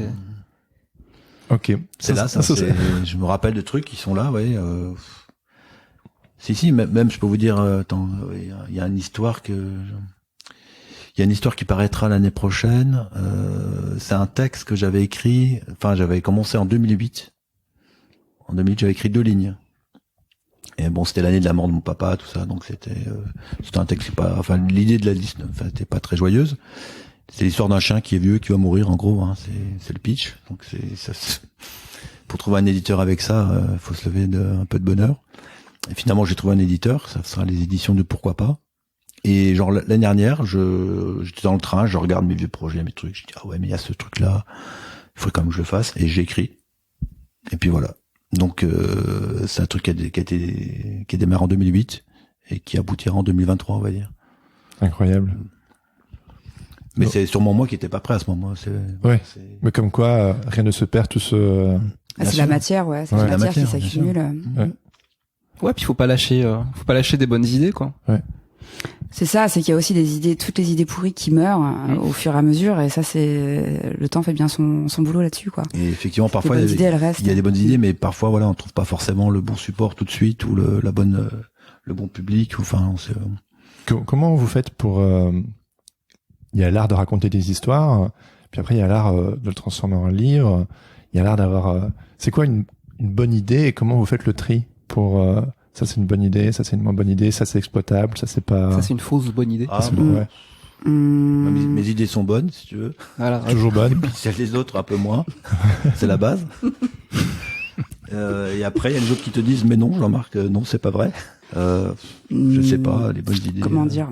Bah en fait moi par rapport aux idées de Jean-Marc, celles qui vont retenir mon attention, c'est celles que je vois en images rapidement. Par exemple, si on prend les comptines, parce qu'on a une autre collaboration oui, dont on n'a pas parlé, c'est des comptines. C'est une collection qui s'appelle Mes livres à chanter chez Milan. Et en fait, là, ben, par exemple, rien que pour choisir les comptines qu'on va adapter, moi, il faut qu'il y ait un système narratif qui soit évident, soit dans la structure de la comptine, soit dans la manière dont Jean-Marc va la détourner, pour que je puisse me projeter et que ça m'amuse, quoi. Si c'est un truc, faudrait que je trouve un exemple. Bah, si on prend Dagobert, par exemple, Dagobert, c'est le premier livre à chanter qu'on a fait. L'idée, c'est que il met pas sa culotte à l'envers, il met sa couronne à l'envers. C'est un roi qui met sa couronne à l'envers, et après il va mettre chacune de ses parties de son corps à l'envers. Et donc ça, c'était une idée aussi bien de redétournement de comptine que visuel, quoi. Et tout de suite, ça fait sens en fait quand on imagine les deux ensemble. Donc en fait, pour moi, une bonne idée, ça va, quand on fait un album, quoi, ça va être qu'il y ait une résonance entre le texte et l'image. Le texte et l'image, qu'il y ait quelque chose qui puisse se décliner en image par rapport à la structure du texte, quoi. Oui, mais au départ, c'est le hasard, quoi. Au départ, enfin, moi, l'idée d'Agobert, c'est bête, hein. Je promenais mon fils dans les rues de Nantes, comme je connaissais pas Nantes. Donc, c'était un bon moyen d'explorer la ville, en poussette. Et puis, comme je l'avais toujours en face de moi, bon, je lui parlais, tout ça. Puis, à un moment donné, je lui peut-être lui chanter des trucs, mais je connais pas vraiment de chansons pour les enfants. Donc, je connaissais 2-3 strophes de Dagobert. Et puis après, donc, c'est comme ça que j'en ai inventé. Et puis, finalement, c'est devenu un projet, quoi. Comme le Petit Pousset aussi, on a fait le Petit Pousset, c'est... Ouais. Mais en deux mots, le Petit Pou. C'est ou le Petit Ouais. Pourri, c'est ça. Et voilà, au départ, j'avais juste ça. Ouais. Donc là, on en a discuté avec Aurore, parce qu'on savait pas ce qu'il savait, le Petit Pou. Ah oui, mais là, c'est parce que tu tournais en boucle aussi sur le Petit Pousset. Parce qu'en fait, Jean-Marc, il va dans une librairie, il voit le Petit Pousset, donc le Petit Pousset, le conte. Et là, il me fait, le Petit Pousset. Et tu te dis, Oui. mais bien sûr. Écrit, Ça fait un livre. Ok. Bon. D'accord, très bien, Jean-Marc, très bien. Donc il y a une sorte d'obsession pour l'idée, et il faut aller chercher, quoi. Il y a un truc, il y a une ouverture, quoi. Bah là, en fait, il est resté bloqué dans son truc pendant super longtemps, mais il sait quoi, mon petit pou, il sait quoi, mon petit pou. C'est un problème à résoudre, en fait. Souvent, les histoires, pour moi, c'est ça, hein. Enfin, même le dessin, il y a un une problème, équation à régler. Il faut le résoudre. C'est ça. Et puis donc ça tournait en boucle dans sa tête tout le temps. Et au bout d'un moment, je lui ai dit, écoute, je crois que ton petit pou, il sait rien du tout, en fait. Et là, c'est parti. Bingo. Formidable. Tu vois, comme quoi c'est bien de pousser les gens, quoi. Au bout d'un moment, ils craquent et ils te filent une idée. Faut discuter parfois. Et effectivement, il y a des projets qui viennent tout seuls du début à la fin, et puis d'autres, c'est en discutant. Et là, typiquement, le concept de l'album, moi, c'est ça que j'aime bien trouver, en fait. C'est-à-dire que c'est pas forcément une histoire, c'est un concept d'album, quoi. C'est qu'en fait, le petit pou, il voit tout de tellement près parce qu'il est petit, qu'il a aucun recul, que en fait, c'est que des tableaux abstraits. Et il pense que c'est autre chose. Et en fait, à la fin, on a une image un zoom arrière qui fait que on se rend compte que le petit pou, il voyait pas du tout le monde comme. Ouais. Il y a le petit côté aussi, je sais tout. Je suis petit, j'ai tout compris. Ouais. Bah comme les enfants. Ouais. Voilà. Mais du coup, voilà, moi, c'est ça c'est là-dessus pour rebondir sur la question de est-ce que c'est une bonne idée ou pas. C'est si à un moment donné, il y a vraiment une idée de livre derrière, quoi. Mais c'est un jeu, quoi, aussi. On joue, là, à ça. C'est marrant, cette histoire de visualisation. Ça fait penser aux sportifs de haut niveau, tu sais, qui doivent réussir une compétition, réussir un moment, tu vois, un moment sportif. Et en fait, ils visualisent ce qui va se passer. Et en fait, cette idée-là de se dire, tiens, l'idée, ça va donner ça. Tu vois, il y a cette projection, en fait, et il faut faire tout le chemin, depuis le bon moment, le eureka, jusqu'à résoudre, en fait, justement, la problématique, quoi. Ouais. Que le livre, il soit, en effet, qu'il se tienne tout seul, quoi. C'est ça, en fait. C'est que ça peut être une idée, mais Mais enfin moi ce que j'aime, c'est pouvoir avoir une coquille dans laquelle je vais pouvoir expérimenter plusieurs choses et qu'à la fin ça fasse un œuf rond, quoi. Enfin que tout fonctionne et que. Ovale, les œufs ne sont pas ronds. Excuse-moi. J'imagine aussi que pour trouver une bonne histoire, il y a une histoire de pratique et de discipline. Et ça, c'est une des premières choses dont Laurent m'en parlait quand j'ai appris à le connaître. Il m'a parlé de son parcours et tout. Nous, ça fait une petite dizaine d'années qu'on se connaît. Et il m'a évidemment parlé de toi. Et quand je pense Jean-Marc Mathis, c'était genre, alors Jean-Marc, il est discipliné, il travaille tout le temps, il va courir, il va à la piscine, il taffe, et vraiment le côté dévouement à son craft, quoi. Tu vois, genre vraiment le côté rigoureux, discipliné et tout. Bon, et si j'assume, j'ai dit ça. Oui, tout à fait. Ça c'est. Et est-ce que tu sa pourrais... vision. Ouais, c'est ça. Je me sens pas aussi discipliné. Ouais, c'est quoi ta vision de... Bah non, moi c'est un besoin. J'ai vraiment besoin, tu vois, là, le mot. J'ai besoin de. C'est pas une envie, c'est un besoin.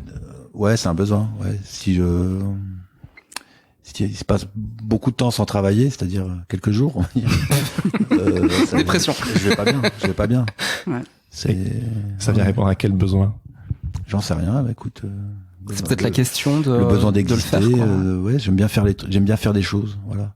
Après, ce qui m'ennuie, c'est tout ce qu'il y a autour, et c'est un peu embêtant parce que c'est quand même utile. Après, oui, c'est de la matière aussi. Les projets, il faut les envoyer, il faut les promouvoir.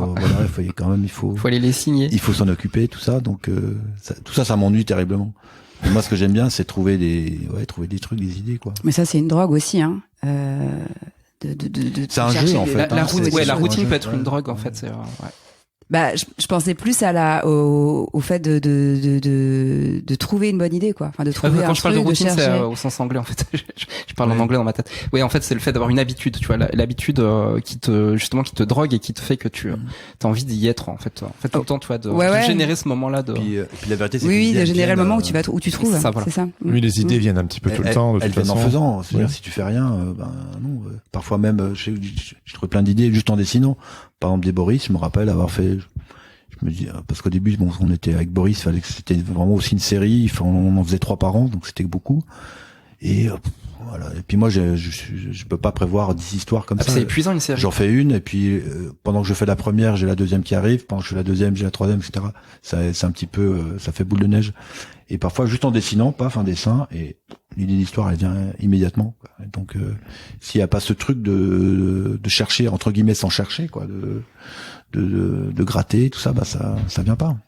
Et tu peux nous décrire un petit peu ta structure pour te mettre en condition pour travailler un peu tous les jours, pour te permettre de chercher et de jouer?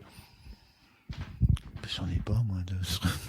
Non, il y a un truc de la musique. Il y a un truc dont je me souviens très bien, c'est que en fait, tu considérais que si tu avais fait quelque chose au début de la journée, ça te donnait le droit pour la fin de la journée de finalement de vagabonder. Ah oui. Après, moi, à l'inverse de Laurent, moi, je suis plutôt du matin. Mais je pense que c'est aussi d'avoir grandi dans un milieu ouvrier, hein. Et je trouve ce truc de, voilà, t'es un ouvrier, il faut que tu taffes tes 8 heures par jour, et si t'as pas fait ça, t'es qu'une merde, quoi. Il y a un peu ce truc-là. Et alors maintenant, j'essaye de faire j'essaye de plusieurs fois de travailler à mi-temps, mais j'y arrive pas. Il arrive toujours à un moment donné où je suis rattrapé par tout ça. Et effectivement, je sais pas, oui. Si j'ai passé une bonne matinée, après la journée est finie, quoi, quasiment. Ok. Mais aujourd'hui tout est changé, puisque maintenant il y a les enfants maintenant on court après le temps, donc il faut. Comment ça? Parce que j'ai plus le temps de vagabonder, tu vois. C'est fini tout ça. Parce que c'est vrai. Enfin, Laurent, tu nous corriges. Moi, les souvenirs que j'ai de ce que Laurent me disait, c'était tu sortais, tu vas courir, tu vas à la piscine, tu commences, tu taffes tes 8 heures. Et mais il m'a complètement idéalisé. Hein. Oui, non, mais d'accord, bien sûr. Mais moi, je cours plus, je vais plus à la piscine. Voilà. Et on vieillit. Mais justement, et c'est aussi le sujet qui nous rassemble ici, tu sais, non, mais c'est le fait aussi de s'aérer l'esprit. C'est-à-dire que tu peux pas être totalement tout le temps constamment en train de produire, parce qu'à un moment, en fait, l'énergie créative, elle s'amenuise, et il faut recharger. Et pour recharger, il faut déconnecter. Mais quand on est bloqué, il faut pas rester sur sa feuille, il faut aller faire un tour, il faut bricoler, aller à la piscine, marcher. Puis voir d'autres choses aussi. Il y a plein de solutions. Voir des artistes. Il y a plein de solutions que j'ai trouvées. Moi, j'ai besoin de voir des expos aussi. Ouais. Mais moi, comment je t'ai puis vous découvert, enfin c'est comme ça, tout est connecté. D'abord j'ai découvert Une maman c'est comme une maison, c'est une amie qui nous avait offert l'album. Donc du coup, moi je viens de devenir papa. Toi tu parlais de l'accouchement de ce premier enfant, et puis après c'est par la suite. Jean-Marc m'a dit ah oui, une amie, hop ils sont ensemble, etc. Mais donc tu disais voilà, avant c'était comme ça avant ma discipline. Aujourd'hui, on a des enfants, et donc c'est aussi ce que tu racontes, hein, donc avec bébé ventre qui raconte l'accouchement, et puis après la petite sœur est un diplodocus qui raconte la rencontre entre les deux enfants. Et on a aussi pas mal d'auditeurs, auditrices qui sont aussi parents, qui ont aussi des enfants, et qui l'illustration, l'édition jeunesse, enfin tout ça, ça donne envie. Mais après, il y a ce truc de moi, j'ai 2 enfants aussi, hein, comme dit, qui ont presque 1 an et 4 ans. Mais en fait, ma vie, c'est devenu le boxon, quoi. Ouais. Et donc, il y a cette question de discipline, genre pour développer son craft et tout.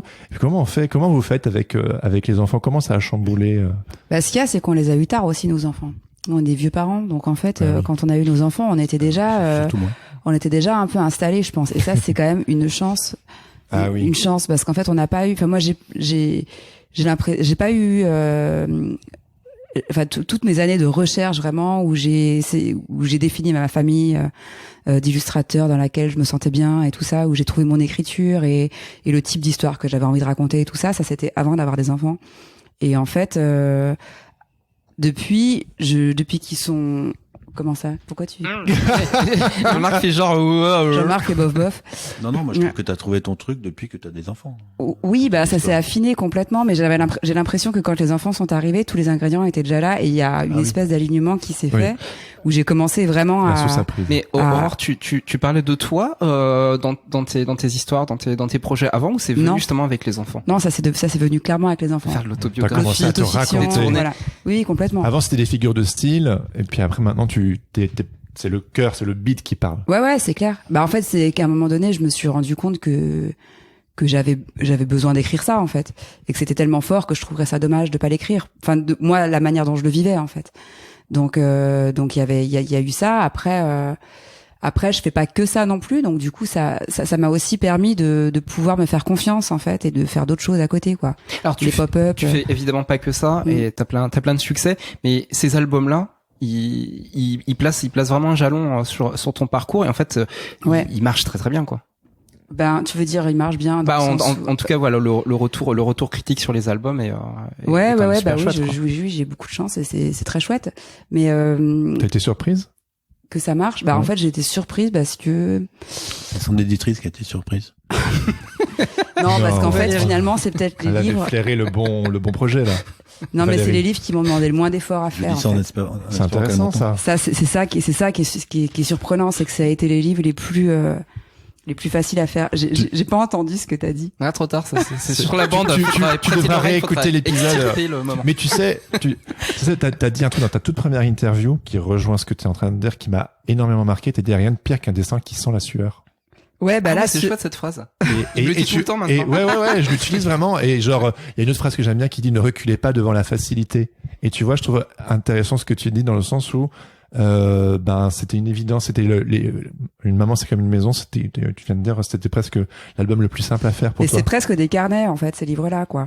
C'est vraiment du premier degré. C'est des livres que je fais sans trop de recul, que je fais avec beaucoup d'intuition. Et en fait, dans mes autres livres, je me prends quand même vachement plus la tête. Donc c'est chouette que ce soit ceux-là qui marchent, mais en même temps, c'est pas très juste. Parce que j'ai fait d'autres livres avant qui m'ont pris beaucoup plus de temps, où j'ai vachement plus bossé et qui sont passés inaperçus. Et en fait, après c'est la règle du jeu. Oui, voilà, c'est la règle du jeu. Puis de toute façon, ça nous appartient pas, quoi. Mais t'avais besoin de toute cette préparation et d'être peut-être complètement chamboulé par la maternité pour magie. Là où en fait ça a été facile entre guillemets de faire ces livres-là, c'est que je pense que j'avais déjà bossé la mise en scène, que les personnages ils sont sortis facilement, que le type de livre, la maquette, tout ça, c'est des choix qui ont été très simples à faire pour moi parce que je savais quel type de livre j'aimais. Enfin, je sais quel type de livre j'aime, je connais l'ambiance, je sais ce que je veux plus faire. Donc c'est dans ce sens-là en fait où c'est plus facile maintenant. Et aussi dans le fait d'avoir des enfants, parce qu'on parlait de ça tout à l'heure. C'est que en fait, on lit beaucoup plus de littérature jeunesse au premier degré dans notre quotidien. Donc en fait, je vois aussi très bien qu'il y a des livres qui sont, même si je les aime beaucoup, ils sont très chiants à lire avec des gamins. Des livres, moi aujourd'hui, dans mon quotidien de parent, je veux des livres qui se lisent facilement, qui sont courts, qui sont pas fragiles. Enfin, il y a quelque chose comme ça en fait qui est de l'ordre du fonctionnel, même dans l'histoire en fait. Où le parent s'ennuie pas aussi à le relire une 25e fois. Si on s'ennuie quand même. Mais pas grave. Avec Boris, dans une petite interview que j'ai vue de toi, où tu disais, c'était au salon du livre de Montreuil, je sais pas, en 2009 ou en 2013, quelque chose comme ça, et tu disais que les enfants venaient évidemment se faire dédicacer le livre et qu'ils disaient à quel point ils aimaient, mais que les parents, ils disaient aussi merci parce que on l'a déjà lu 50 fois et ça nous fait toujours sourire. Ah oui, il y a plusieurs parents qui sont venus, ça m'a fait plaisir. Ouais. C'est important. Enfin, Ah bah oui, complètement. Et puis le truc, c'est qu'on est des adultes qui faisons des livres pour les enfants. Et ça, c'est un décalage qu'on peut pas ignorer. C'est-à-dire que on est très critique, forcément. Non, mais ce que je veux dire, c'est qu'on reste, même si on fait des livres pour les enfants, même si notre narrateur est parfois un enfant, on reste avec un décalage de regard. Et même s'il y a des livres dans lesquels on se met à la place d'un enfant, ce sera jamais un regard d'enfant. On peut pas l'avoir, ça. Et je trouve ça important de l'assumer, ça, en fait. D'assumer ces décalages-là et qu'on est des adultes. Et... Oui, je sais pas ce que tu voulais dire, oui. Moi, je trouve que si. Tu trouves quoi, qu'on est des enfants? Moi, quand je raconte à la première personne, si le personnage est un pingouin, je suis un pingouin et voilà, et je vais voir mes copains et puis on verra bien ce qui se passe. C'est jouer comme quand j'étais petit, c'est pareil. Quand on est petit, on joue à être quelqu'un d'autre. Ouais, mais non, parce qu'on construit. Mais après, voilà. Après, la définition. Après, quand on est enfant, on fait pas de livre. La définition adulte-enfant, elle est quand même assez arbitraire. Et au fond, nous, moi, je fais jamais de distinguo en fait entre les enfants et les adultes au niveau perception des choses. Je sais que par exemple, je parle beaucoup à Joachim. Je ne parle pas comme à un pote, mais en fait, à un moment, on est sur la même onde, quoi. On est sur quelque chose, tu vois, qui est vraiment similaire. Et je trouve ça, c'est quand même vachement mieux quand je suis dans cette posture-là que dans la posture du papa qui va soit transmettre, soit punir, soit diriger, tu vois. Et je pense que quand je dessine, en fait, ou quand je crée quelque chose, quand je fais de la musique, je me sens exactement dans la même onde, en fait. Et j'ai remarqué ce truc-là, tu vois. J'ai remarqué ce truc qui fonctionne, en fait. Ouais. Au niveau créatif. Ouais, au niveau créatif. Mais après, nos enfants, ils voient bien qu'on dessine mieux qu'eux, quand même. Ouais, ça, c'est sûr. Ah bah, là, on leur met la race, là. Faut dire ce qu'il Il est beau ton dessin. Non! Non, mais ce que je veux dire, c'est qu'il y a un aller-retour entre, en effet, ce que tu dis, une intuition et le moment créatif dans lequel, en fait, en effet, tu peux avoir ton lâcher prise, en fait, d'enfant, mais là où on est clairement des adultes, c'est quand on fait un livre de A à Z, où on pense une couverture, où on pense une maquette, où on choisit. Et c'est ça aussi faire des livres. C'est pas que c'est aussi construire l'histoire, la résoudre, même si c'est une fin ouverte. En fait, on résout quand même l'histoire. Donc il y a quelque chose qui sont des questionnements en fait d'adultes. Oui, là où il y aura la naïveté de l'enfant, il faut qu'en fait la vista un petit peu de l'adulte aussi. Ouais, c'est ça. C'est dans ce sens-là. Et on pourrait dire que pour toi, cette série de 3 livres que tu as fait, ça a été une vraie révélation pour toi, le sujet de la maternité. Et ça rejoint aussi Jean-Marc, que le sujet de la paternité, c'est un sujet qui est présent dans toute ton œuvre. Jean-Marc est présent aussi dans les albums. Oui, alors déjà ça, en effet, oui, c'est hyper mignon parce qu'on peut vous voir. En fait, t'es un petit peu hors cadre, mais t'es toujours présent. Mais le sujet du papa, de la figure du père, l'autorité, c'est présent depuis toujours dans ton travail. Oui, on m'a même dit avant d'avoir des enfants que je me réalisais en tant que papa, on va dire, à travers mes livres. Donc effectivement, c'est tout ça, c'est intéressant. Ouais. Comment ça? Parce que je parlais de trucs de famille, c'est tout. Moi, et pourquoi cet intérêt alors que tu n'avais pas encore d'enfant? J'ai cru, donc voilà. Oui, j'ai dit, comme un enfant. Voilà, tu l'as cru. Mais t'avais pas d'enfant et déjà le sujet t'obsédait. Mon sujet c'est l'enfance, de la plupart de mes livres. C'est le retour à l'enfance. Il y a ce truc-là, même mes premières BD où je pensais jamais faire des livres pour enfants, ça parle d'enfants. Donc il y a que moi qui voyais pas que j'allais faire des livres pour enfants. Moi, je l'ai découvert tard, mais voilà. Mais maintenant, je suis persuadé, voilà, que j'ai vraiment trouvé la chose, le métier pour laquelle je suis fait, quoi. Et comment maintenant que tu l'as conscientisé, comment t'expliques cet intérêt pour l'enfance, le papa, tout ça? Bah moi j'ai un père qui m'a beaucoup marqué. Je pense il y a déjà ça, oui. Il y avait, je voulais terriblement lui ressembler quand j'étais petit. Alors que je me voyais bien qu'il y avait des trucs à l'époque qui me plaisaient pas et puis que je pourrais pas faire. Et puis je pense que je l'aimais énormément, quoi. Et puis j'ai adoré être un enfant. Alors ça c'est, si demain je rencontre le diable qui me dit Coco, tu lâches tout et puis tu retournes à tes 10 ans, je dis ouais. On signe où? Ouais, je signe tout de suite. Il y avait quoi de particulier à 10 ans? Bah je sais pas, c'est un âge. Je me rappelle à 10 ans m'être dit à un moment donné, mais franchement, mais je crois que ça reste tout le temps comme ça. Ouais, il y a une enfant tout le temps, toute ma vie. D'éternité de temps qui. Je me rappelle, je revenais de l'école et puis bon, bah moi j'aimais bien aller à l'école. Hein. Je rentrais pour mon goûter, voilà. T'as l'impression qu'il y a rien, Maman rien était ne bougera. Préparer le goûter, tout ça, ouais. Et puis après j'allais jouer au foot avec les copains. Enfin, tout me paraissait nickel. J'étais en pleine forme. Voilà, j'étais heureux, quoi. Ouais, tout simplement. Et ce truc-là, vraiment un moment très très particulier. Ouais. Et après, il y a d'autres trucs qui sont cool, mais parfois je leur dis, gamin, t'as 11 ans, c'est foutu. Pas de bol. T'as passé 10 ans, c'est mort. C'était mieux. Ouais. Et c'est vraiment un âge que j'ai vraiment beaucoup aimé avoir. Ouais. Enfin, toute l'école primaire, on va dire. Et actuellement même, c'est vrai que quand je vais dans les classes, mes préférés, c'est les CM1, CM2, hein, toujours. Quand je me dis, mais franchement, je pourrais mettre à côté d'eux, là, je serais bien. À écouter ce que la grande personne va raconter. L'adolescence, t'as aimé? Ouais, ça a été aussi, ouais. Mais j'ai préféré l'enfance. Ouais. Bah, l'adolescence, pour moi, après, c'est ce que j'ai aimé, pour moi, ça a été c'est la science-fiction, en fait. Moi, ouais, la culture. C'est la culture. Moi, je suis tombé dans la science-fiction quand j'avais 12 ans. Ah, génial. Voilà, c'était plus, il y avait ça. Il y a des histoires, quoi. Il y avait toujours le foot, il y avait des histoires, ouais. Ouais, c'était des histoires, après, c'est marrant parce que tu parlais des histoires, mais moi, j'ai mis très longtemps à me rendre compte que les histoires, c'était mon truc. Au départ, moi, quand j'étais petit, je dessinais. J'ai toujours fait partie de ceux dans la classe qui dessinaient mieux que les autres, tout simplement parce que je dessinais quasiment tous les jours. Et j'ai toujours pensé que mon truc, c'est le dessin. Et puis quand j'ai commencé à faire mes BD, j'écrivais mes histoires. Et puis mais c'est vraiment longtemps après, je me suis dit mais non, en fait, ton truc, c'est pas le dessin. On s'en fout du dessin. Ton truc, ce sont les histoires. Mais il a fallu que tu tombes amoureux du dessin. Ouais, c'est qui devait répondre. Après, c'est un moyen aussi de raconter des histoires pour les petits. Mais c'est aussi ce qui m'a permis après, c'est peut-être aussi en travaillant avec d'autres gens, comme Laurent, le fait de, oui, en fait, oui, mais l'histoire que j'écris, je pourrais la faire, moi. Je pourrais tout faire, en fait. Mais c'est bien aussi non, je fais une histoire et puis quelqu'un d'autre la dessine, ça devient autre chose.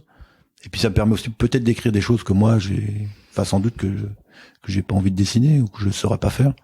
C'est plutôt pas mal. Est-ce que le texte libère quelque chose chez toi que le dessin ne peut pas? Moi, je sais pas, peut-être, oui. J'en sais rien. Parce que le texte a pris le pas sur le dessin, quand même. Non, je peux pas dire ça. Moi, ok, 50-50. Ouais. D'accord. Oui, enfin, moi, je sépare pas texte et dessin. Pour moi, c'est l'histoire. Oui, l'histoire. Pour moi, l'histoire, c'est pas que le texte, quoi. C'est l'ensemble. C'est le tout. C'est le tout, ouais. Bah, d'ailleurs, des fois aussi, tu dessines aussi, juste pour le dessin, sans écrire, sans écrire d'histoire. Alors, c'est plutôt récent. Je le faisais moins avant. C'est vrai que depuis que je suis avec Aurore, j'ai rencontré Aurore qui fait partie donc de ces gens qui font des carnets, tout ça. Enfin, ta génération, vous faites beaucoup ça, remplir des carnets de dessins. Ce que moi je faisais un peu. C'est pas une question de génération aussi. Bah je sais pas, d'école en tout cas, aux Arts Déco, c'est votre truc. Et alors que moi aux Beaux-Arts à Nancy, les Arts Déco. Nous la secte. la secte de ceux qui remplissent des carnets. Nous à Nancy on allait boire des cafés. Et à Nancy, ouais. Alors moi, à un moment donné, quand j'étais aux Beaux-Arts, j'avais des carnets, puis j'ai vite arrêté. Et puis très longtemps, en fait, moi, je dessinais vraiment que pour mes projets.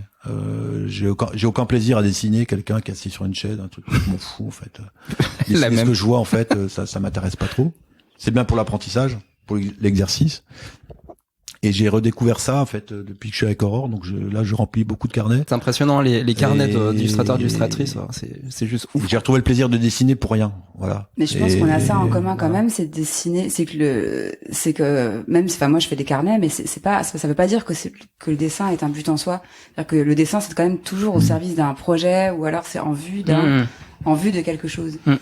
Et même si ça devient un projet de dessin. Mais, Complètement. par la suite. mais c'est-à-dire que décider d'après nature, en fait, moi, je le fais quasiment jamais, quoi.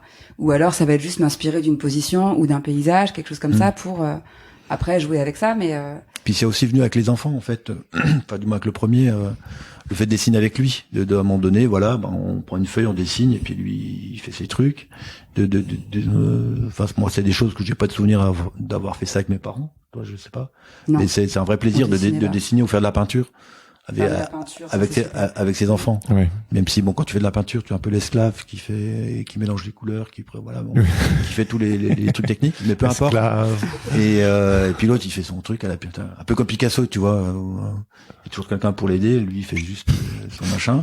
Mais il y a un vrai plaisir, quoi. Je pense.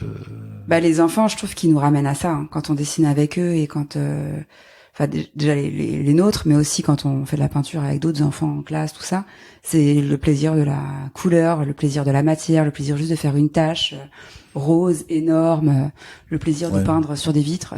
Et sans but, sans Ouais, c'est ça, l'absence d'enjeu, voilà. Ouais, c'est ça. C'est ça.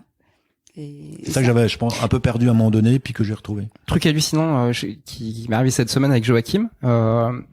Il m'amène souvent des paquets de feuilles. Il me dit, papa, il faut que tu me les relis, il faut que tu me les agrafes. Parce qu'en fait, il part du principe qu'il doit déjà avoir le livre déjà conçu pour pouvoir dessiner dedans. Ouais. Donc j'ai essayé de lui expliquer que ça fonctionnait pas comme ça, mais c'est son truc. Donc du coup, je dis ok, y a pas de souci.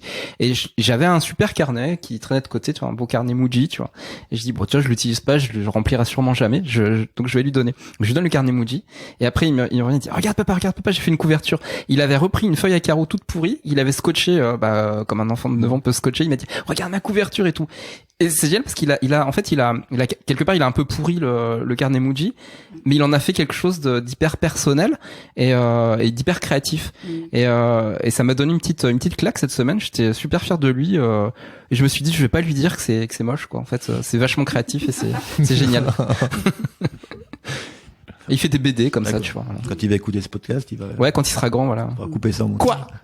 Non, j'assume. Bisous Joachim. Non, il fait des on te salue dans le futur. Lui, c'est un bosseur.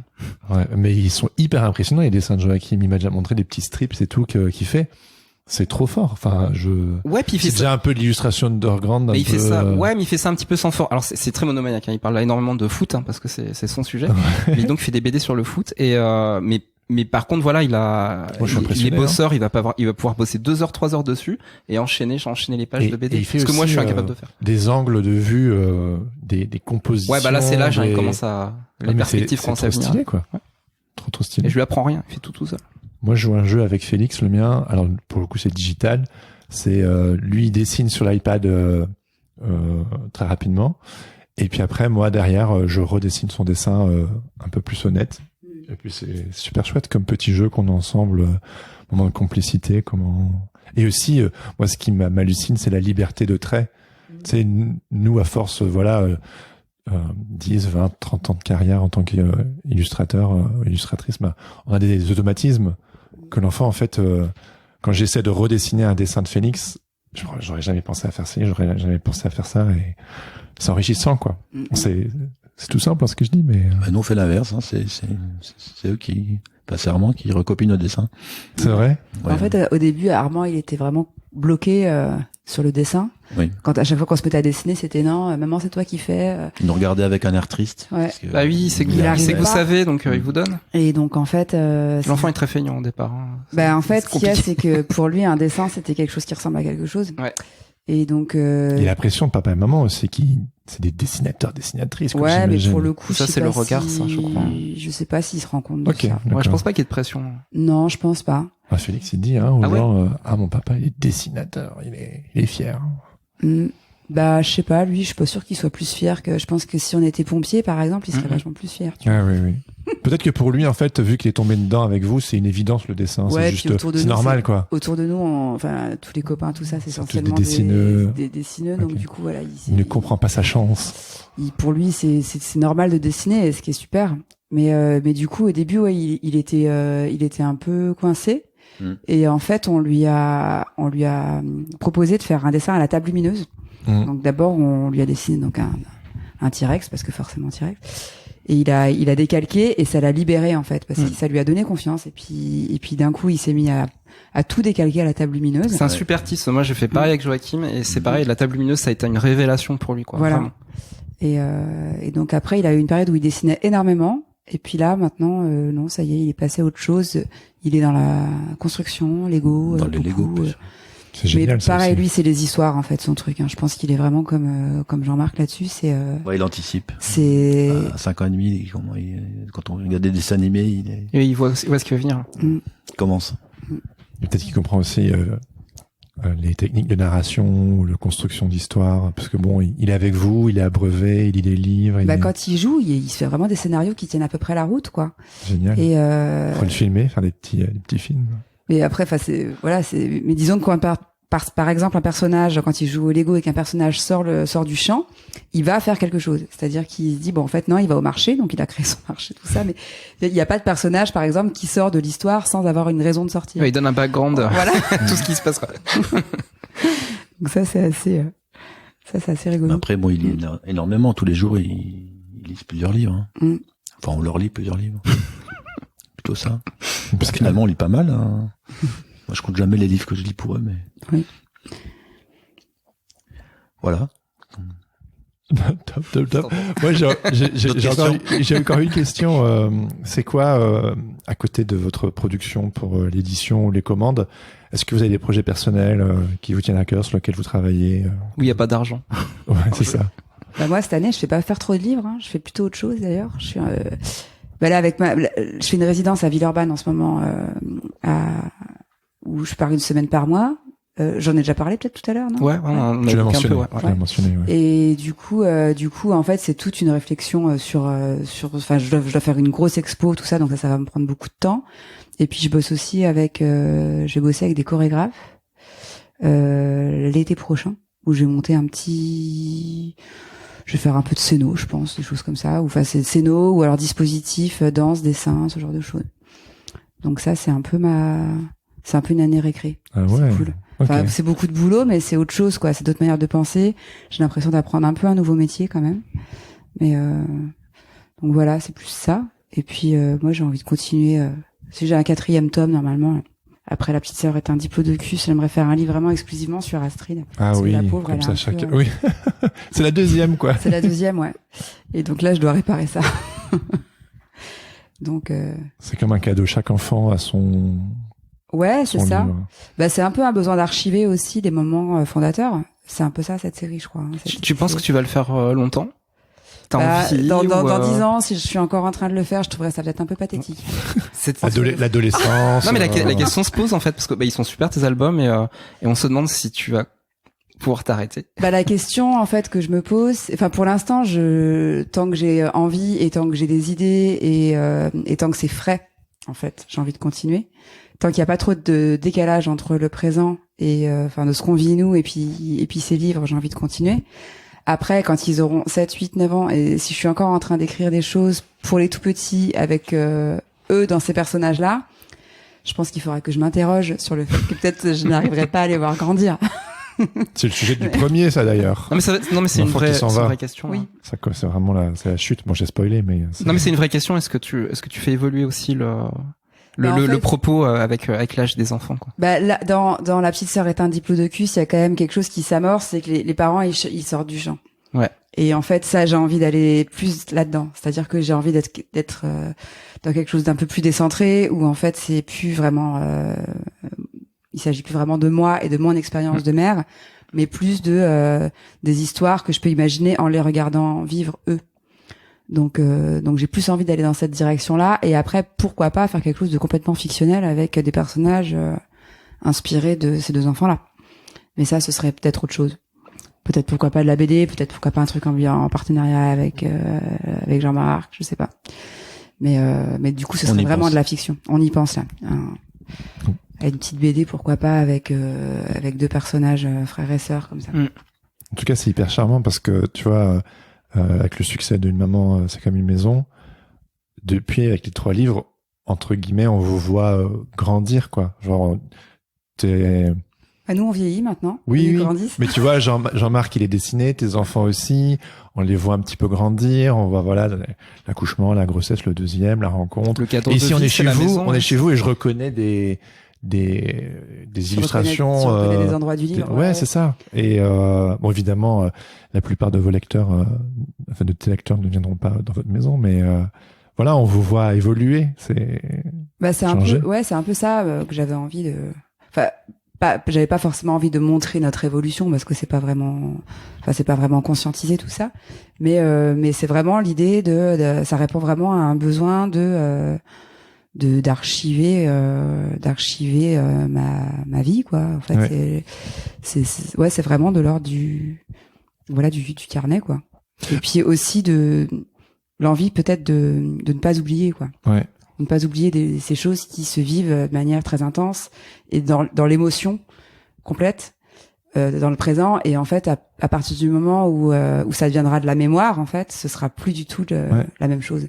Donc c'est pour ça, je pense qu'en fait, ils ont du sens maintenant. Dans 4 ou 5 ans, si je dois faire un travail de mémoire pour essayer de me rappeler comment c'était quand ils avaient 2 ans, 3 ans, 4 ans, je pense que je serais moins connectée à mon émotion du moment, quoi. Bien sûr. Il me semble. Et pour toi, Jean-Marc, avec toute ta production de livres, Oui. tes enfants, Oui. ils pourront replonger dedans et Les pauvres. découvrir. Non, mais enfin, tu sais, ce travail de mémoire dont parle Aurore, tes enfants pourront faire pareil. Enfin, de toute façon, ils le font déjà. J'imagine que vous lisez des livres que tu leur lis, Boris, par exemple. Un petit peu, sans plus. D'accord. Ouais. Enfin, je dis ça, je tends une perche, mais parce que je suis aussi en écho, parce que Non, mais après, le métier qu'on fait, c'est un truc de mémoire. On fait des livres, donc forcément, Ouais. ce qu'on espère laisser une trace un petit peu qui dure quelques mois de plus que notre vie. Enfin, c'est ça. dans quelques années, je sais pas, mais Je sais que ce podcast, c'est un peu vain tout ça, mais bon, c'est comme ça. D'ailleurs, ton plus gros succès, c'est Boris. En livre, En tout, en global. Moi, j'en sais rien. T'en sais rien. Alors sais rien. Boris, bon, pour expliquer, donc à la base c'est une série de livres, et du coup c'est devenu un dessin animé. Oui, absolument. Et il va encore y avoir une évolution. Il y a une évolution, oui. Il existe 3 saisons pour l'instant en dessin animé. Alors moi, je travaille principalement sur les scénarios et puis un petit peu la charte graphique. Et là, actuellement, il y a un long métrage qui est en train de se terminer avec Boris, trop bien. qui sortira. Alors, je sais pas quand parce que les infos elles sont toujours un peu contradictoires, mais je pense plutôt fin l'année prochaine, quoi.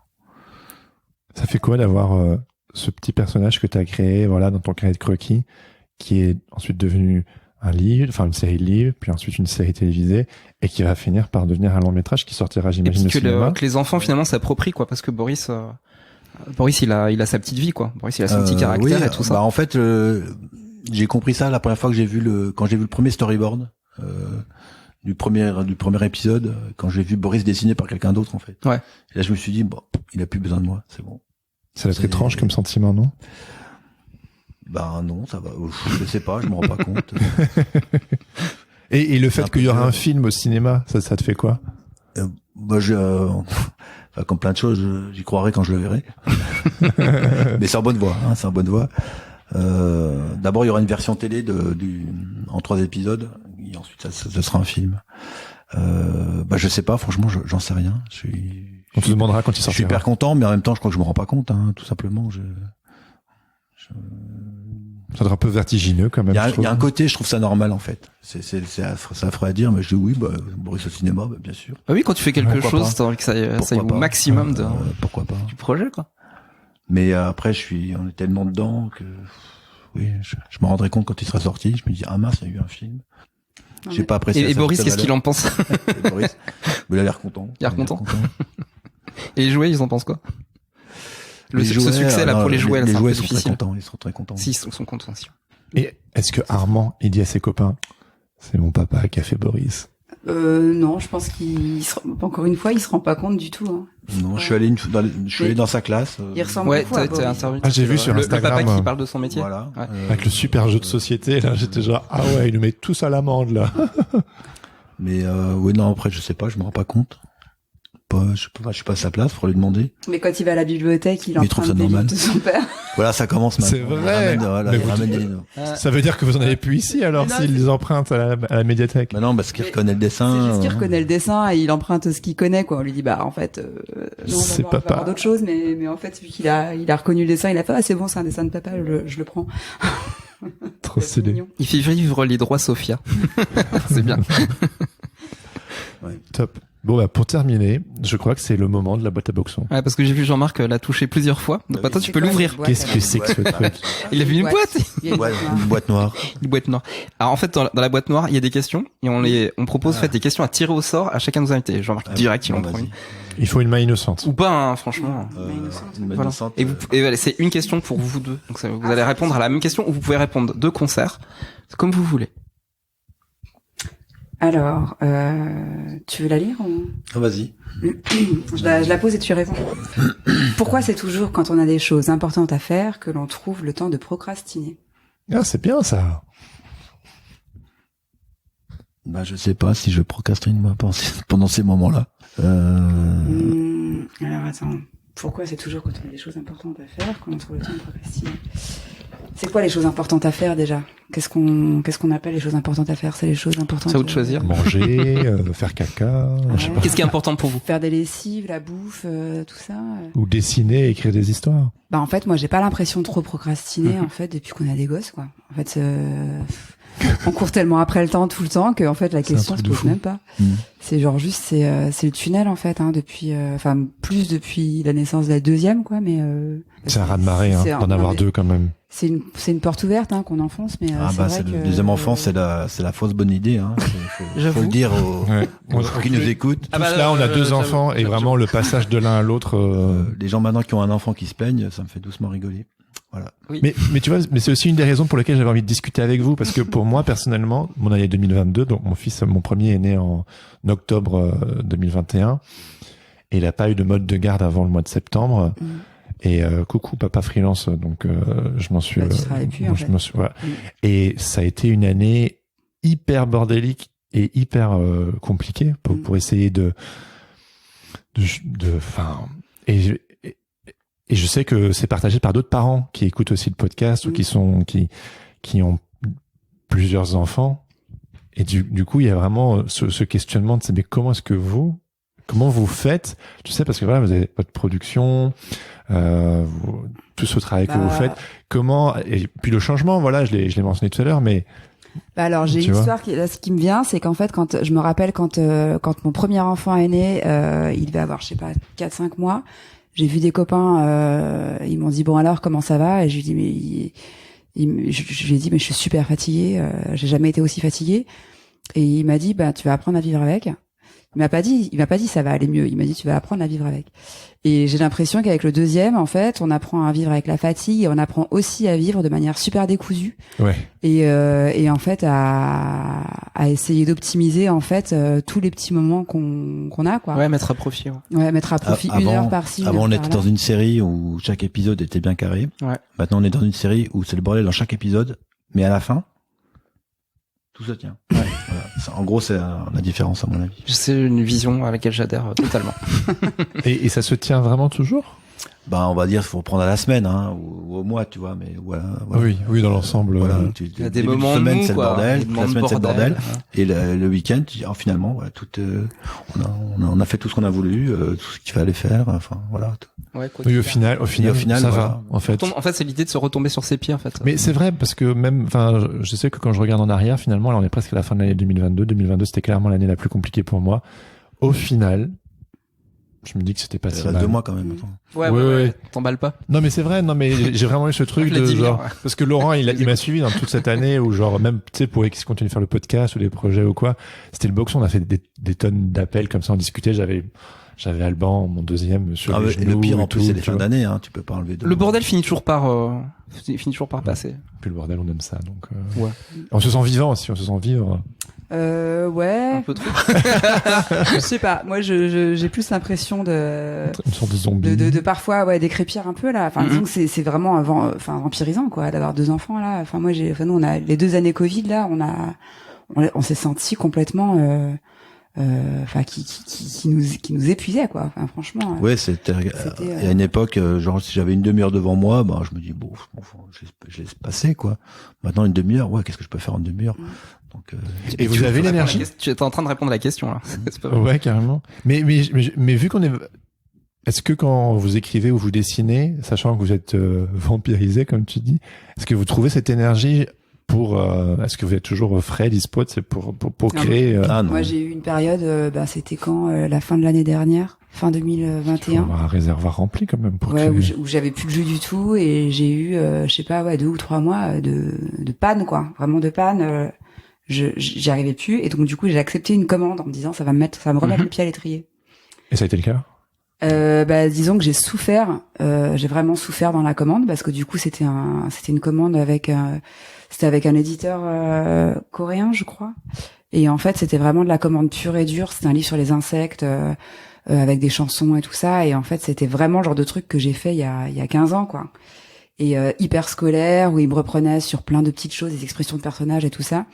Et là où ça m'a remis le pied à l'étrier, c'est que je me suis dit, mais en fait, j'ai trop envie maintenant de faire mon propre truc. C'est ça. Et de me remettre dans mes livres. La commande d'édition. C'est bon, quoi. J'ai donné. Bah après, il y a commande d'édition et commande d'édition. Là, c'était particulièrement scolaire, donc c'était pénible. Mais après, j'aime bien quand même faire des commandes d'édition pour des choses plus où on me laisse jouer ma partition, en fait. Là, ce qui était pénible, c'est qu'on me disait ce qu'il fallait que je fasse. Et ça, c'est avec le temps, je trouve qu'on ne supporte plus. Qu'on nous dise comment dessiner, comment. Moi, j'ai jamais trop fait ça, donc je sais pas. Ouais. Moi, je fais très peu de commandes, parce que j'en ai très peu. Donc. Ah ouais, mais alors du coup, c'est quasi que une production personnelle. Ouais, bien dans l'ensemble, ouais. Mais c'est génial. Bah, je sais pas. Mais moi, ça reste un choix, hein, parce de temps en temps, j'aimerais avoir plus de commandes, mais après, peut-être, comme tu dis, toi, peut-être que c'est pas mon truc. Bah, déjà, c'est que Jean-Marc, tu vas lui donner une contrainte, il va tout faire pour essayer de trouver une pirouette pour pas faire la contrainte, quoi. Donc c'est aussi des tempéraments, quoi. Enfin, après, il y a des gens qui s'épanouissent totalement dans justement les contraintes, pour le coup. Au plus le temps va, au moins les commandes j'aime. Au plus le temps va, j'ai juste envie de faire mes trucs, notamment du podcast. C'est vraiment ce en fait, je fais surtout sur du texte. Je travaille pour une revue qui s'appelle Les Mini-Mondes. Enfin, c'est épisodique. Je travaille tous les 2-3 mois là-dessus. Donc, mais c'est une série, donc quand c'est une série, c'est différent.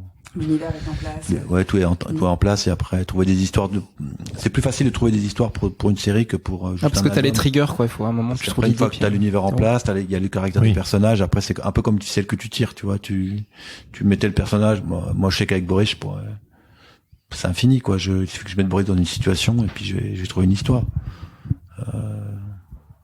Ça m'arrive des fois dans les écoles, je leur dis voilà. Je recommence une histoire de Boris. Donc il y a Boris, il marche dans la forêt, il y a un arbre qui tombe. Voilà, qu'est-ce qui se passe? Et je me dis tiens, donc je prends une photo du truc, je le garde et je pourrais tout à fait faire la suite quoi. Ouais, l'inspiration est partout. Bah oui, tout le temps. Mais ça c'est le phénomène série, ça c'est cool. Bon, merci beaucoup Aurore, merci beaucoup Jean-Marc, c'est trop cool. Bon. Merci à vous. Merci à vous. On va pouvoir manger maintenant. Bah ouais, à la bouffe. C'est parti. Allez, bon app. Merci d'avoir écouté Sens Créatif. Si cette émission vous plaît, n'hésitez pas à vous abonner et à mettre des étoiles sur vos plateformes de podcast préférées. Vous pouvez aussi partager l'épisode avec vos amis ainsi que sur vos réseaux sociaux. Un grand merci à Adrien Guy pour l'habillage sonore de ce podcast. Retrouvez toutes les infos sur le site www.senscreatif.fr ainsi que sur Instagram @senscreatif_podcast. Si vous avez des commentaires ou des idées pour des invités, n'hésitez surtout pas à nous laisser un message. Sur ce, on vous donne rendez-vous la semaine prochaine pour un nouvel épisode. En attendant, restez créatifs et surtout, n'oubliez pas, everything is connected! Tous les matins dans Zouzou, il existe un petit garçon avec beaucoup d'imagination. Le voilà, c'est lui, c'est Boris. Je vous interdis de rigoler. Ton nouvel ami Boris, il est tendre et câlin.